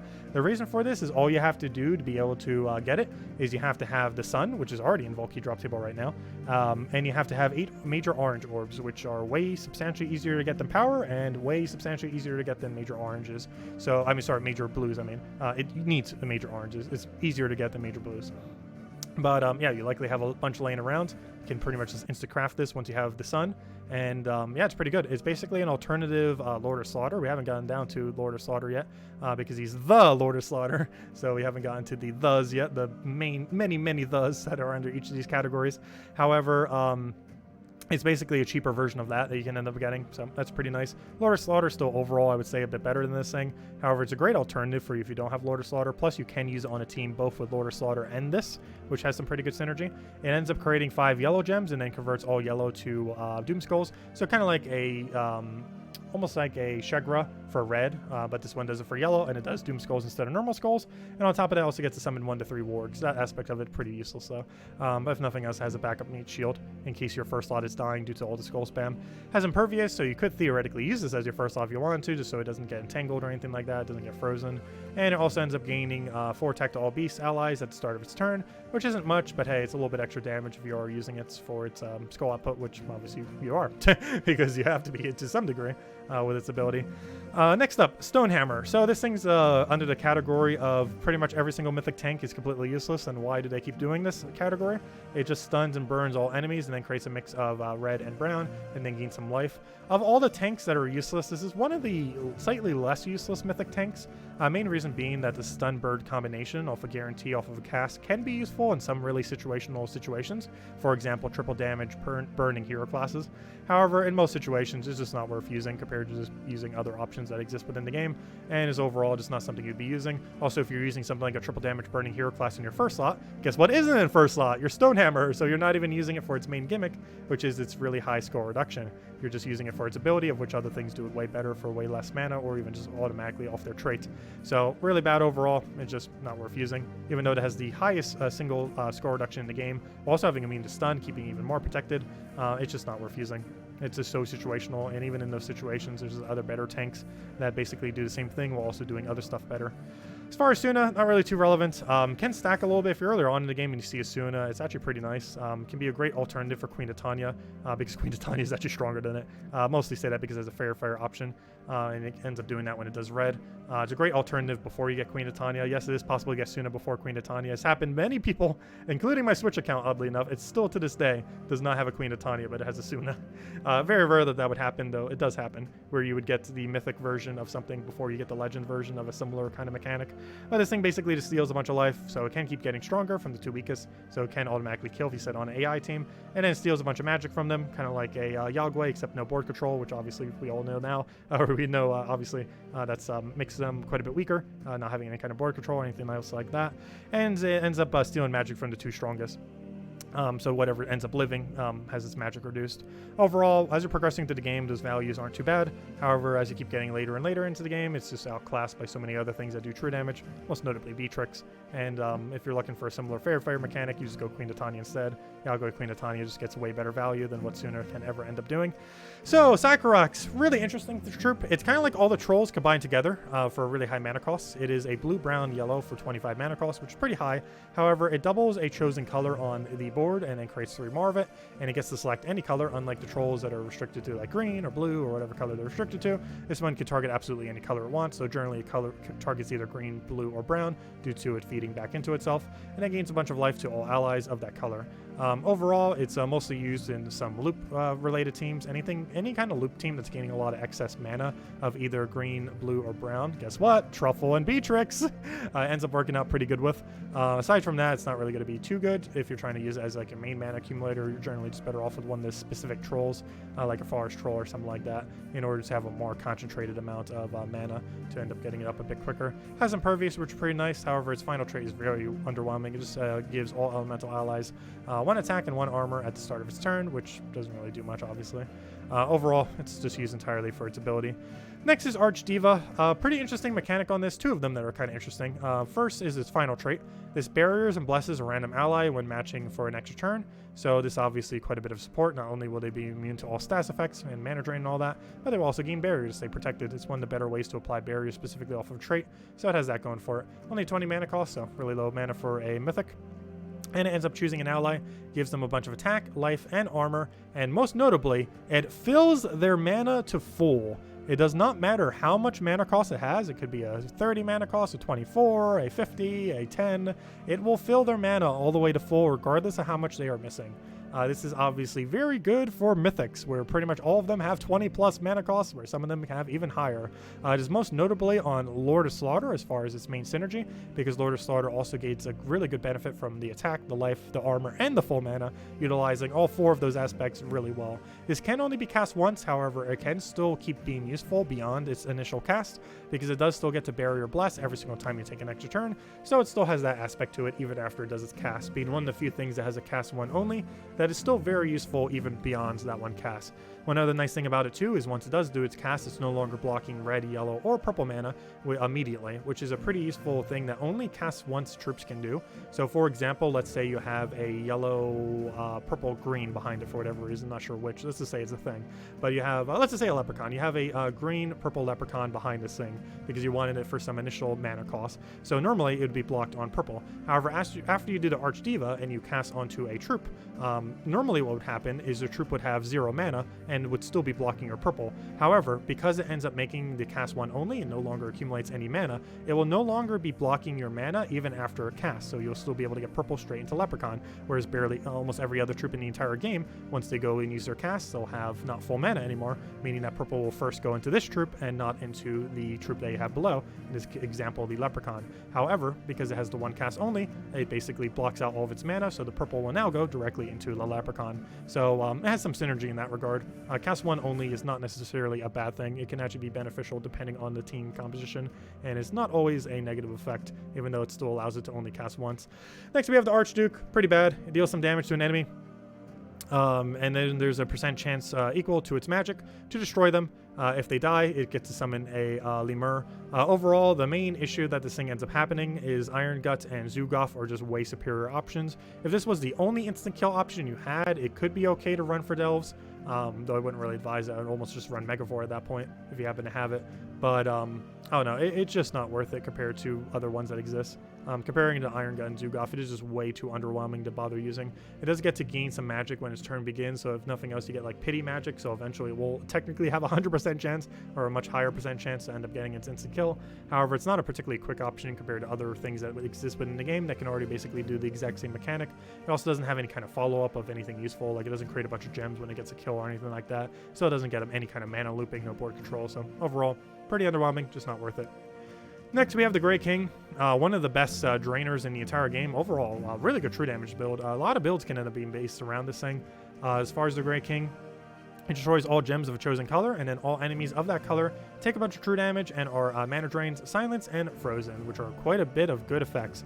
Mana drains so they don't have mana anymore, silence so they're not going to cast anytime soon and already have 0 mana, and they're going to be frozen, so if they try taking extra turns, that won't be a thing anymore. So it ends up disabling a lot of really good things. It also ends up gaining a bunch of magic back into itself off undead every single time you take extra turns, and quite a few teams, while it doesn't necessarily gain a just extremely high rate of gain extra turn itself, but other additional board control while being able to destroy colors off the board, you can end up gaining quite a bit of value. The only big downside of this troop is you have to decide if you want to use it for mana accumulation or if you want to do it to target a enemy. For example, there might be an instance where you might have to take green from a board in order to end up hitting the enemy. However, you might not necessarily need green mana, and the cascade that you get from it might be bad, so there might be instances where you go for something else. It's a little bit of a weird troop. Not a huge fan of this kind of interaction.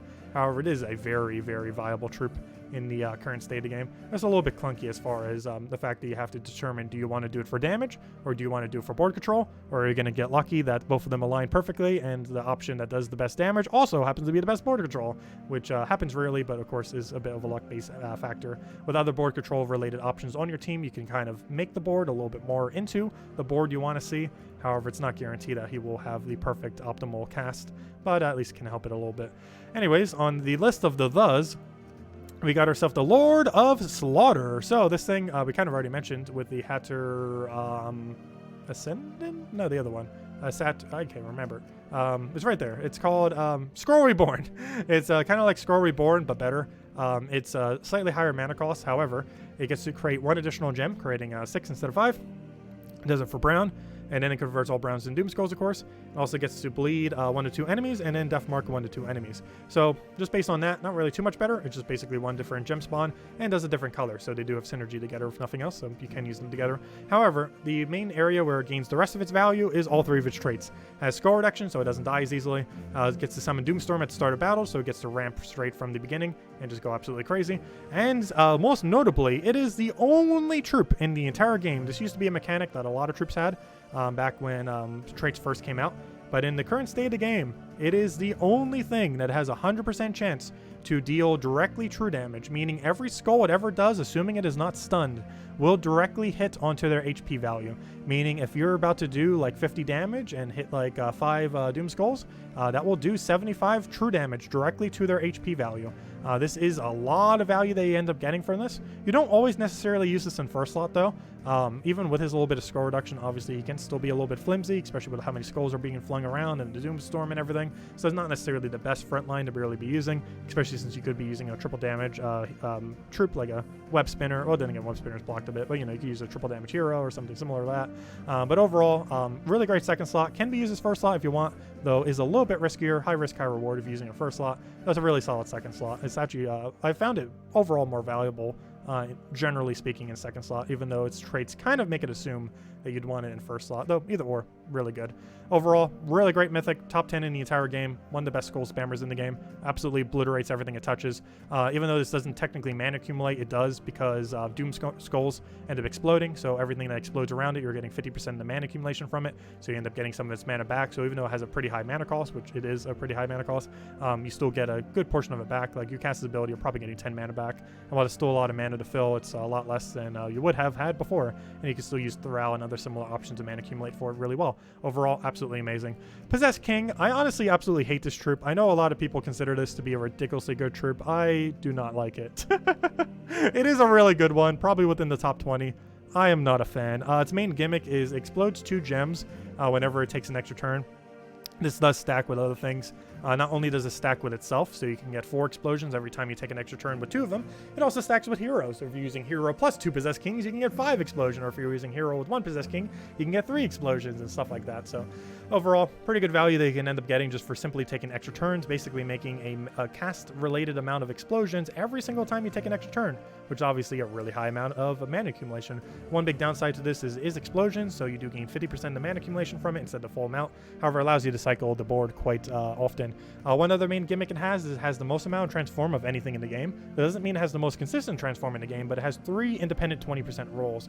One reason why this is somewhat relevant is whenever you transform an enemy, its level will be halved. So let's say you're in a level 500 delve, and you were to trigger 3 transforms on the one single troop because there's only 1 left, and you got lucky enough to hit 3 20%, which definitely can happen. That will make its the first transform will make it go from level 500 to 250. The next one will make it go from 250 to 125, and the third transform will make it go to 125 to math right now 63, I think. I'm not sure which way it rounds, either 62 or 63.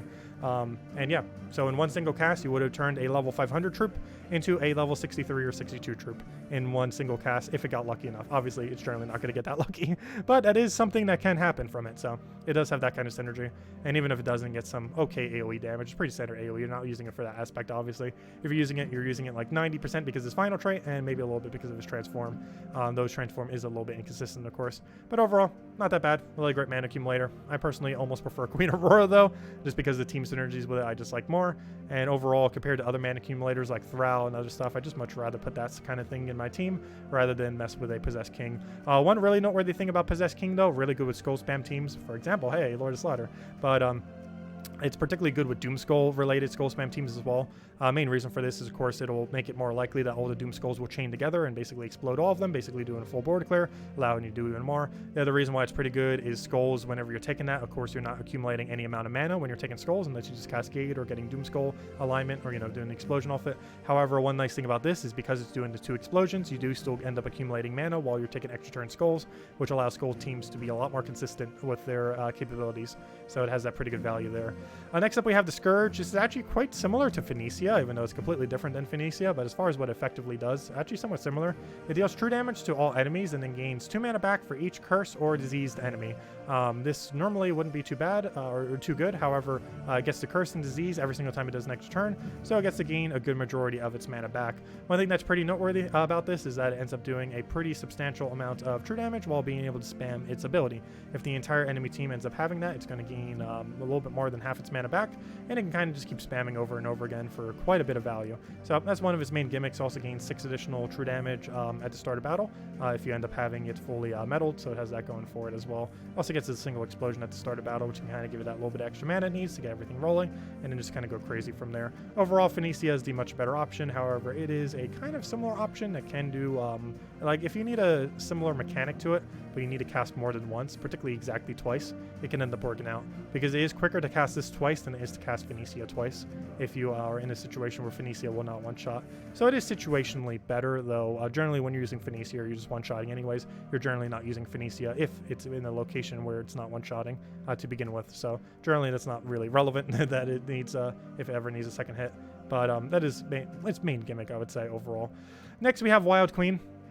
So basically, it's a step up from where Fenesia doesn't kill, though by that point you're generally just using other teams, where it basically goes Rowain, where it kills a section, Fenesia that kills another ridiculously big section, and then the Scourge that kind of like double taps into the next section above. Overall, not really worth using in most situations, but that's basically its gimmick. Anyways, as far as Wild Queen, and also you can use it in true damage teams if you really want to, though generally you're better off just using Beatrix, so Beatrix can feed Brown into it if nothing else, though you're blocking on green.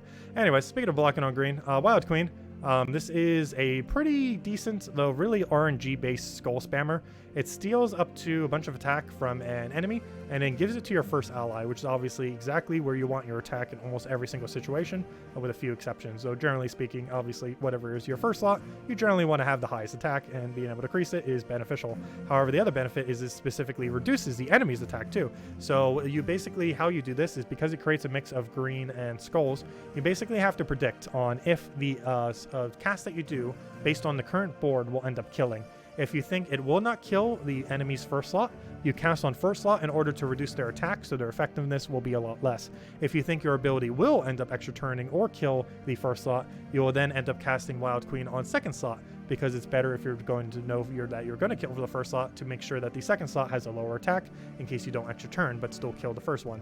So you basically have to predict every single time you cast it on will it kill or will it not kill. So it's one of those few weird board kind of related troops that spawns a bunch of gems where you actually would use it even if the board is completely not in your favor, because you can predict on if it will or will not end up killing the enemy first slot and get pretty good value in return, because as long as they don't use anything too devastating on green mana, you're really just giving them some lower value skulls and a little bit of green mana. So overall, not really too bad. And you can kind of just do the predict on if it will or will not kill. And that's basically her whole gimmick. Definitely a lot of strategy into using her. Definitely one of the better skull spammers in the entire game, being able to both create mana generate back into itself, as well as creating a bunch of skulls while also reducing their attack, while also increasing your own attack, which are pretty much everything you'd ever want from a skull spammer. The capability to feed it back into itself, the capability of creating skulls, the capability of raising your attack, and the capability of reducing the attack of the thing that's going to attack you back. It also gets the Bone Storm when an ally dies, which situationally can be good. If it ever backfires, you're going to get some Bone Storm, though this can kind of chain against you, because if the enemy's starting to take a lead and then they kill you and then you get a Bone Storm and then they get more of a lead, they're just going to kind of obliterate your whole team, so it can backfire. She can solo entire battles in Guild Wars. It is a little bit luck based, however, she is a pretty good Guild War option. I would say it's probably better to get a Rakuten Weaver if you're looking for something first. If you're looking for a nice Guild War option, end up picking up to make Guild Wars a little bit better for yourself. However, it's definitely something that you pick up almost entirely for the purpose of running Guild War on green, brown, and purple day, and incorporating it into most, if not all, of those colored days for Guild Wars. So that's his main gimmick. You can use it for PvP, it doesn't really upscale, so I'm not really going to be using it for much else. As far as Wordbreaker, Basically combines the mana accumulation of Gorgotha with a bunch of damage to all enemies. Overall, pretty high mana cost, not really too viable. You can do a 50% Mana Star Dragon to kind of get it started a little bit quicker. Overall, not really worth using. There's just better options out there. A little clunky to use. Its mana cost is its main thing holding it back. Overall, its ability isn't necessarily bad. It's just the mana cost is so high relative to what it does.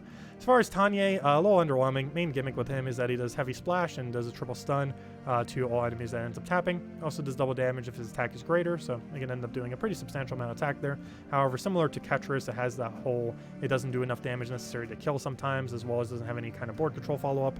So a lot of issues that Tetris suffers from, except the fact that Tetris can actually upscale, so this doesn't even have upscaling. So it has even more problems than what Tetris is increasingly having in the current state of the game. It does get to summon 1 to 3 Monkey Disciples, so it does get like a backup resummon, and those things do have mana generation, if nothing else, and kind of feed that way.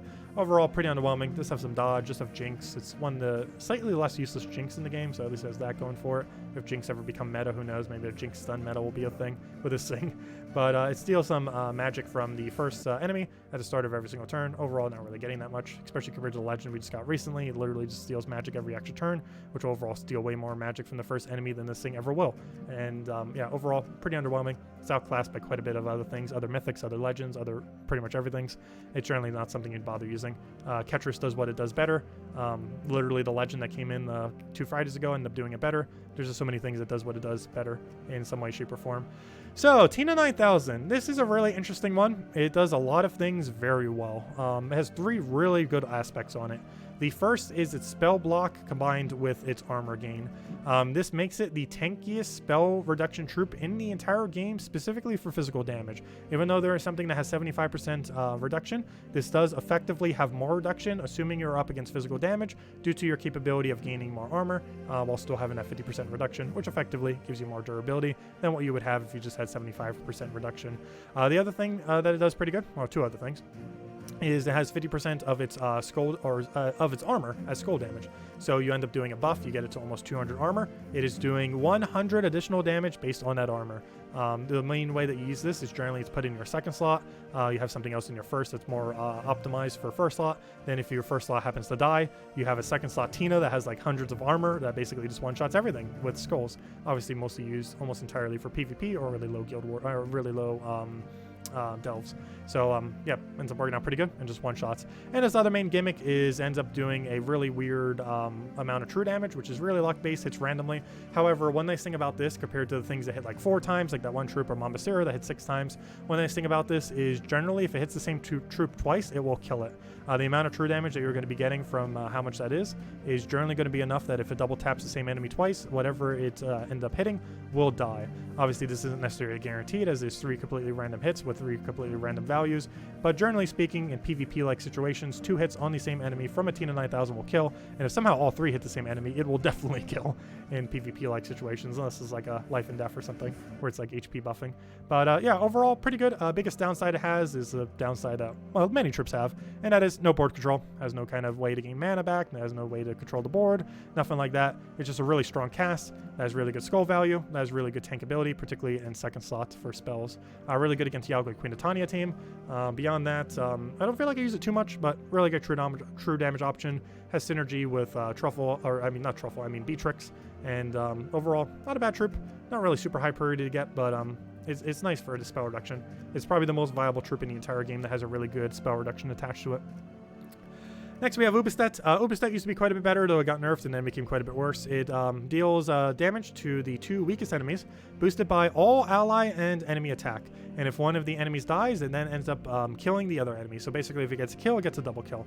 Ends up getting some boost ratio based on that attack. The overall, unless it can consistently do a double kill, it's not really worth it. It kind of has a Scorpius issue, except in a different way, where basically you cast it once, you get a double kill, you cast it again, you get a double kill.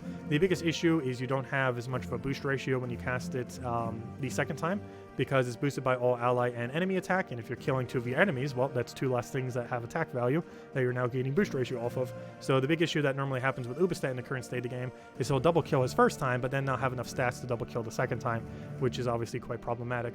There are some things that you can kind of do around that, like Archdiva onto it, or something like that for its second cast to have more attack or something. But overall, it's a main issue that basically makes it unusable in many situations. It does end up giving a bunch of attack and magic to Rochko's, however, it's not enough to really justify using it just for that. As far as Umanif, I ended up ranking this pretty high in the last tier list. I do feel like it's a bit lower than that, though. It deals damage to an enemy and then boosts all. It's just not viable in that many situations. It's basically an alternative Zugoff, but it just never feels viable. It deals damage to an enemy and boosts all of their skills, or by all their skills. And if the enemy dies, it ends up gaining attack and ends up creating a bunch of skulls. So off this boost ratio, it generally will have enough to end up killing quite a few things, and then ends up basically one-shotting like a Zugoff, creating skulls like a Zugoff, and gaining attack unlike a Zugoff. And it's basically a Zugoff that can be used in first slot. The biggest issue is when it doesn't kill. And this is the main thing that makes it quite worse. And while it is alternative Zugoff, it just very situationally just ends up falling off. It does have a lot more damage than what Zugoff can do in first slot. It ends up having twice as much off 100's mark, assuming they don't have immune to it. Has some dodge, has the capability of gaining attack off its trait and off of its ability. It just seems very, very rarely useful. And for that reason, I don't know, it's just not normally worth using. You might as well just wait till you get Zugoff, especially now that no Mapalooza's around. It's easier than ever to end up picking up a Zugoff. You might as well just wait to that, ignore Umanif completely, and just go straight for the Zugoff and have an actual proper Zugoff for your team instead of using a pseudo Zugoff. And yeah, just do that. It's probably going to overall be way better. Anyways, Undying, pretty underwhelming. You can use it as a blue counter, but that's about it if you want to set on like your blue Guild War defense. Overall, just not really going to be used for much else. Deals damage to an enemy and the next enemy below. It's boosted by Merfolk and Submerge allies, and then submerges all blue allies and silences blue enemies. It's basically just a hard counter to a pure blue team. That's basically all you'd ever use it for, nothing really too useful. Also gets to submerge itself at the start of every single turn, meaning that it basically has perpetual submerge. Though do keep in mind, it can end up... Actually, never mind. If it casts its ability, it does regain Submerge. So yeah, it basically just has Perpetual Submerge, assuming it doesn't end up getting dispelled or anything on the opposing enemy's team or turn. Overall, not really that useful though. Even if you need Submerge in a battle, there's just better options for it. Next, we got Vashtagan. This thing is used for two really interesting premises. One is that it ends up cursing on Brown, which is pretty good with Iron Gut and stuff like that. However, the main thing that's used for is, this is that one troop I was talking about in the Ultra Rare video, where it's basically a worse version of Black Beast. One weird interaction with this is it devours an ally and then summons a daemon if the ally is devoured. One big issue with this is they did not give this thing Dispel. And because they did not give this thing Dispel, it does not get rid of Barrier from an ally. Meaning, if you have Barrier on your team on an ally and you try using this, it will not devour it, unlike Black Beast that will, which is what you want it to do. And, oh no, just a really weird interaction. They didn't make it like Black Beast, and for that reason, it is quite clunky, since you can't use this ever with Barrier, basically, on anywheres on your team, which obviously is not ideal, because Barrier is good. It does get to do some true damage Scatter, and is boosted by life. Pretty much the only reason you'd ever bring this out is to synergize with Iron Gut. Not only do you get to curse every single time you take a Brown, which obviously has really direct synergy with Iron Gut in order to get Devours down. However, if you're doing it in a location like, let's say, Tower of Doom, if you're like have a, for example, a Brown Tower of Doom, where they can be both used together, you can end up using this where if the battle that you're doing currently ends, or it gets refreshed, so you can't do it in Delves. But if the battle that you're doing gets refreshed and there's no penalty to having a death, basically what you can end up doing is have the Iron Gut devour a few times, and then have this thing kill your Iron Gut, and then basically win off of that extra damage that you get from that ability. So one way that this is ran, let's say that you're running for Brown Tower of Doom whenever it rolls around, you end up devouring with Iron Gut 3 times over, you kill the first 3 slots, you then use Vashtagan, he kills the Doom, and that's pretty much the premise. So it's situationally okay, overall not the greatest, definitely very low priority to get. There's better cursors out there. Literally Black Beast is better at doing its main premise, and overall just not really worth doing in most situations. But it does have some Iron Gut synergy, and because Iron Gut is so viable, it at least is viable in extension because of Iron Gut being so viable. Anyways, and it has some synergy there. As far as Vernalis, it's basically a useless buffing troop made into a mythic. Basically imagine every useless buffing troop in the entire game, and imagine they tried to make a mythic out of it. That's basically what this thing is. It gives a bunch of attack to the first 2 allies, gives a bunch of life to the weakest 2 allies, and it ends up giving 10 magic to the strongest allies. Guess what's missing? Border control! So yeah, it's pretty useless. You might as well just use any of those effects independently that has like an explosion or a convert or literally anything that isn't this, and you'd get much better value. The other issue, of course, is really high mana cost of of 20, which is low for a Mythic, but overall still high in general. It does have Entangle Fairy Fire, so at least has that going for it. It has a link, so it gets up a little bit quicker, one of the few Mythics with a link on it. But overall, it's just a useless buffer. It's a Mythic version of it, which makes it a little bit more viable at doing so. However, it's still under the category of useless buffing troop. Next up, we got Voice of Orpheus. Main gimmick with this is that it has both Impervious while having Cleanse on trait, while having Cleanse on ability, making it the only thing in the game that has that entire combination. This is really good against silence spam, because if you get silence, well, boom, you have Impervious. If you try to get stunned, boom, you have Impervious. If you're trying to cleanse off of pretty much anything, you'll have an option to do so. The only thing that will really get you is Curse Stun, but even then, boom, your ability, unless they like Curse Stun silence you. So pretty much in every single situation, it will have a way to cleanse out of whatever the enemy does.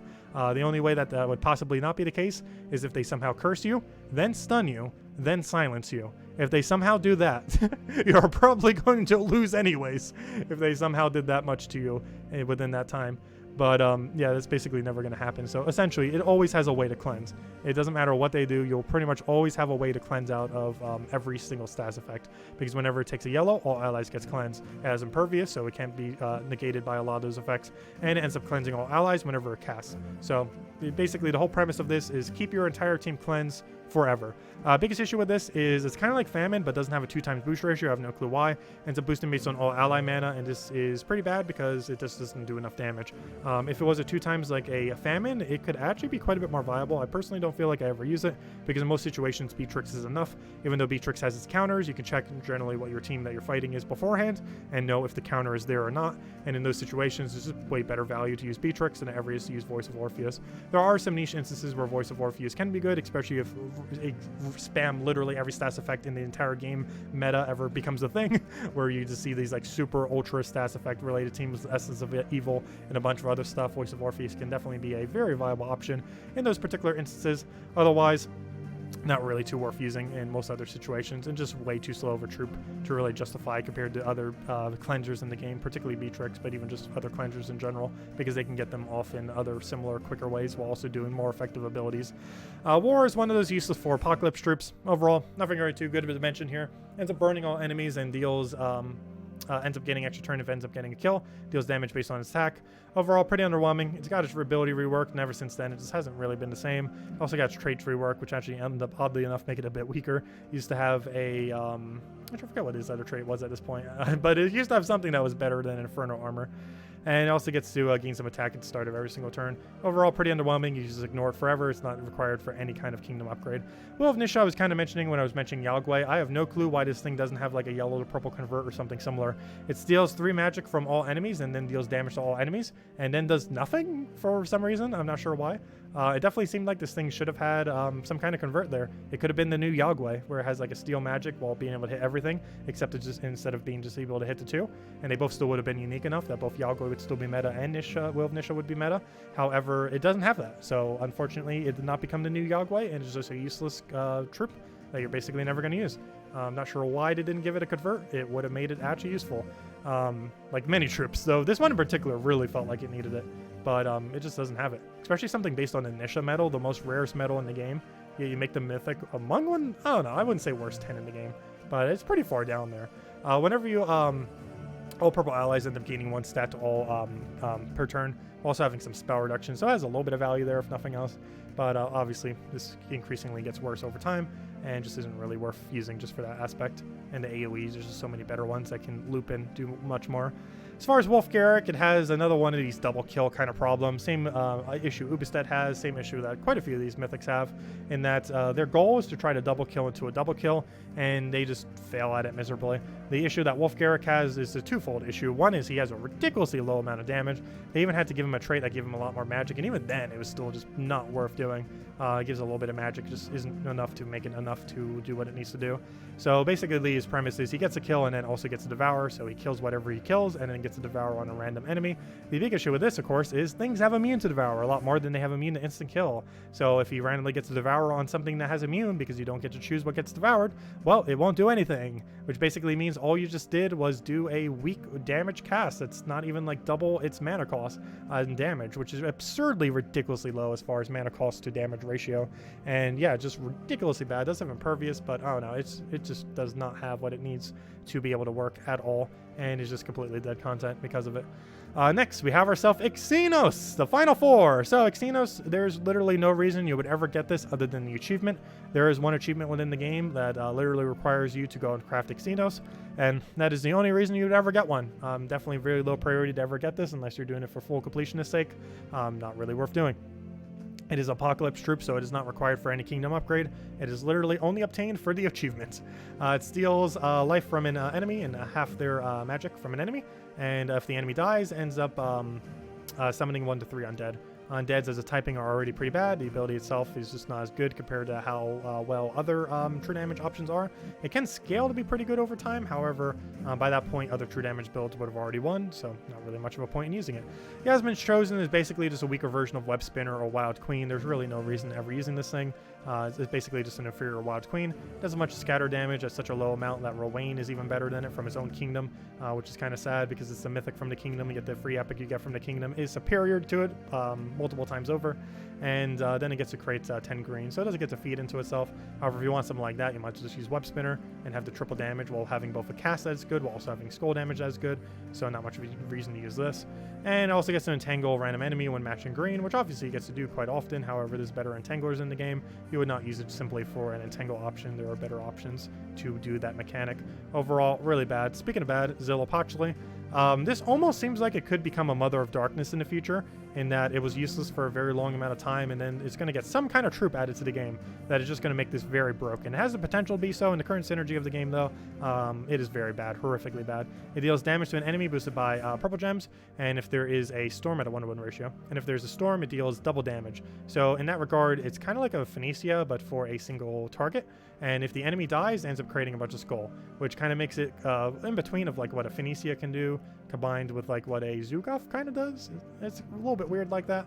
It also gets to do some random damage, a pretty high amount whenever it ends up matching yellow. However, one pretty noteworthy thing is, of course, it does not use yellow. So, oh no. Maybe it'll be like Mother of Darkness, where it had that weird color where it creates purple when it doesn't use purple, and that ended up becoming really broken because of Rogue Spider. I don't personally see this being as likely to become broken. However, it has some potential there with the right synergy troop. It's not going to be any kind of Rogue Spider kind of synergy with Mother of Darkness, but it still has like that kind of potential there due to the kind of setup it has. Overall, in the current state of the game, really underwhelming and just not worth using. And finally, last but definitely not least, because he starts with Z, the Zugov, to end out the all 1,000, I guess 4 at this point, troops that exist within the game. Though by the time the video goes out, I think there's actually going to be 105 because the Bounty Hunter troop, though of course I can't show that yet because it doesn't exist as a recording of the video. Anyways though, Zugov, save the best for last. This is the only boss rarity troop that actually feels like a boss rarity troop. It is among one of the best in the entire game. It is a little bit hard to obtain. It used to take about a year. However, now that they added Nomapalooza, it is a lot more realistic to obtain Zugov. It is theoretically possible within about 3 Vault events, if you really grind heavily, to have all the resources you need to craft a Zugov. Some people did it within 1, if you really grinded it out. But definitely within 3 Vault events, assuming they don't like ultra nerf it between the next Vault event or so, you can get it pretty much by the end of this year at this point. If you started farming for it right now and farmed every Vault event from here to the end of the year, you will own Zugov, most likely. So yeah. As far as what it does, it kills an enemy and burns and freezes all remaining enemies. This is good on multiple fronts. One is it's an automatic insta-kill. The next is it burns all enemies. This is very relevant because of triple damage burning hero classes. This has even more synergy because it creates 12 skulls, basically meaning it allows you to set up directly into a triple damage burning hero class that then directly gives you the skulls you need, while also giving you a free kill automatically, which will trigger anything like Enrage on death and other similar mechanics as well, giving you even more potency to whatever you're doing on your team. On top of this, it also gets to freeze all remaining enemies. The main thing that's really beneficial about this, of course, is they don't get to do extra turns. So if this completely misses, which it can, it's only 12 skulls, so it will miss pretty often. But when it does, or it doesn't land an extra turn, but it still lands a skull, the enemy, if there's like an extra turn skull on the board, or any other extra turn, or anything like that, it's going to be frozen, so it's not going to gain extra turn on that. So at most, they're only going to get 1 single skull poke on you, so not too bad. And then you just go poke them back, and boom, they die, because of triple damage burning. Overall, absolutely insane. He has some pretty okay traits too. He has Jinx, being the most viable thing in the entire game that has Jinx. The only problem with this though is you got to use like 2 or 3 Jinx to really be viable, because with how high mastery is within the game, 1 Jinx does almost literally nothing. So you need like 2 or 3 for it to really actually start doing anything. Because the way that this works is basically whenever you take a 3 match, you have a chance to surge, and it's based on your mastery number. The problem is, and that ends up going into formula and makes a mastery percent. The problem with this is it has diminishing return, and basically it lowers the mastery number, not the mastery percent. So let's say someone has a 60% chance to mana surge, it will not reduce it to 30%. It will reduce the mastery number, which will make it go down to like a 50-something, 40-something% chance that they'll mana surge. But if you have a double jinx, that will reduce it down to like almost like a 30-something% or something similar. So it ends up exponentially increasing its value as you have more jinxes due to how it exponentially scales, how the mastery works. So being able to have 2 or 3 jinxes on your team, very effective. Having one single jinx, basically like you have 0 as far as end game with how high people have masteries. Anyways, it has impervious, pretty standard, nice amount of immunities, and it gets to gain 5 to all skills whenever a skull is matched. This also happens even if it's not in first slot. Some do conditionally have to be in first slot in order to be able to do that. However, Zugoff, even if it's further down, will still be able to get to the effect. Overall, pretty nice troop. Definitely one thing that you generally want to aim for. Really good for running explorers, really good for running pretty much every game mode in the game. There's really isn't a single game mode where you cannot get away with it. It's most noteworthy for Explore 12 and for factions in the current state of game. However, it can be ran for Guild War offensive, Guild War defensive, PvP, pretty much anything you really want to, and it would be perfectly fine. Overall, great troop to get. Does require 8 power orbs. However, with Nomapaloozas and Vault events, you can end up doing that and just get a bunch of orbs from your Vault keys, and hopefully you get a bunch of blues, then form those blues into powers, and then form those powers into a Zugoff.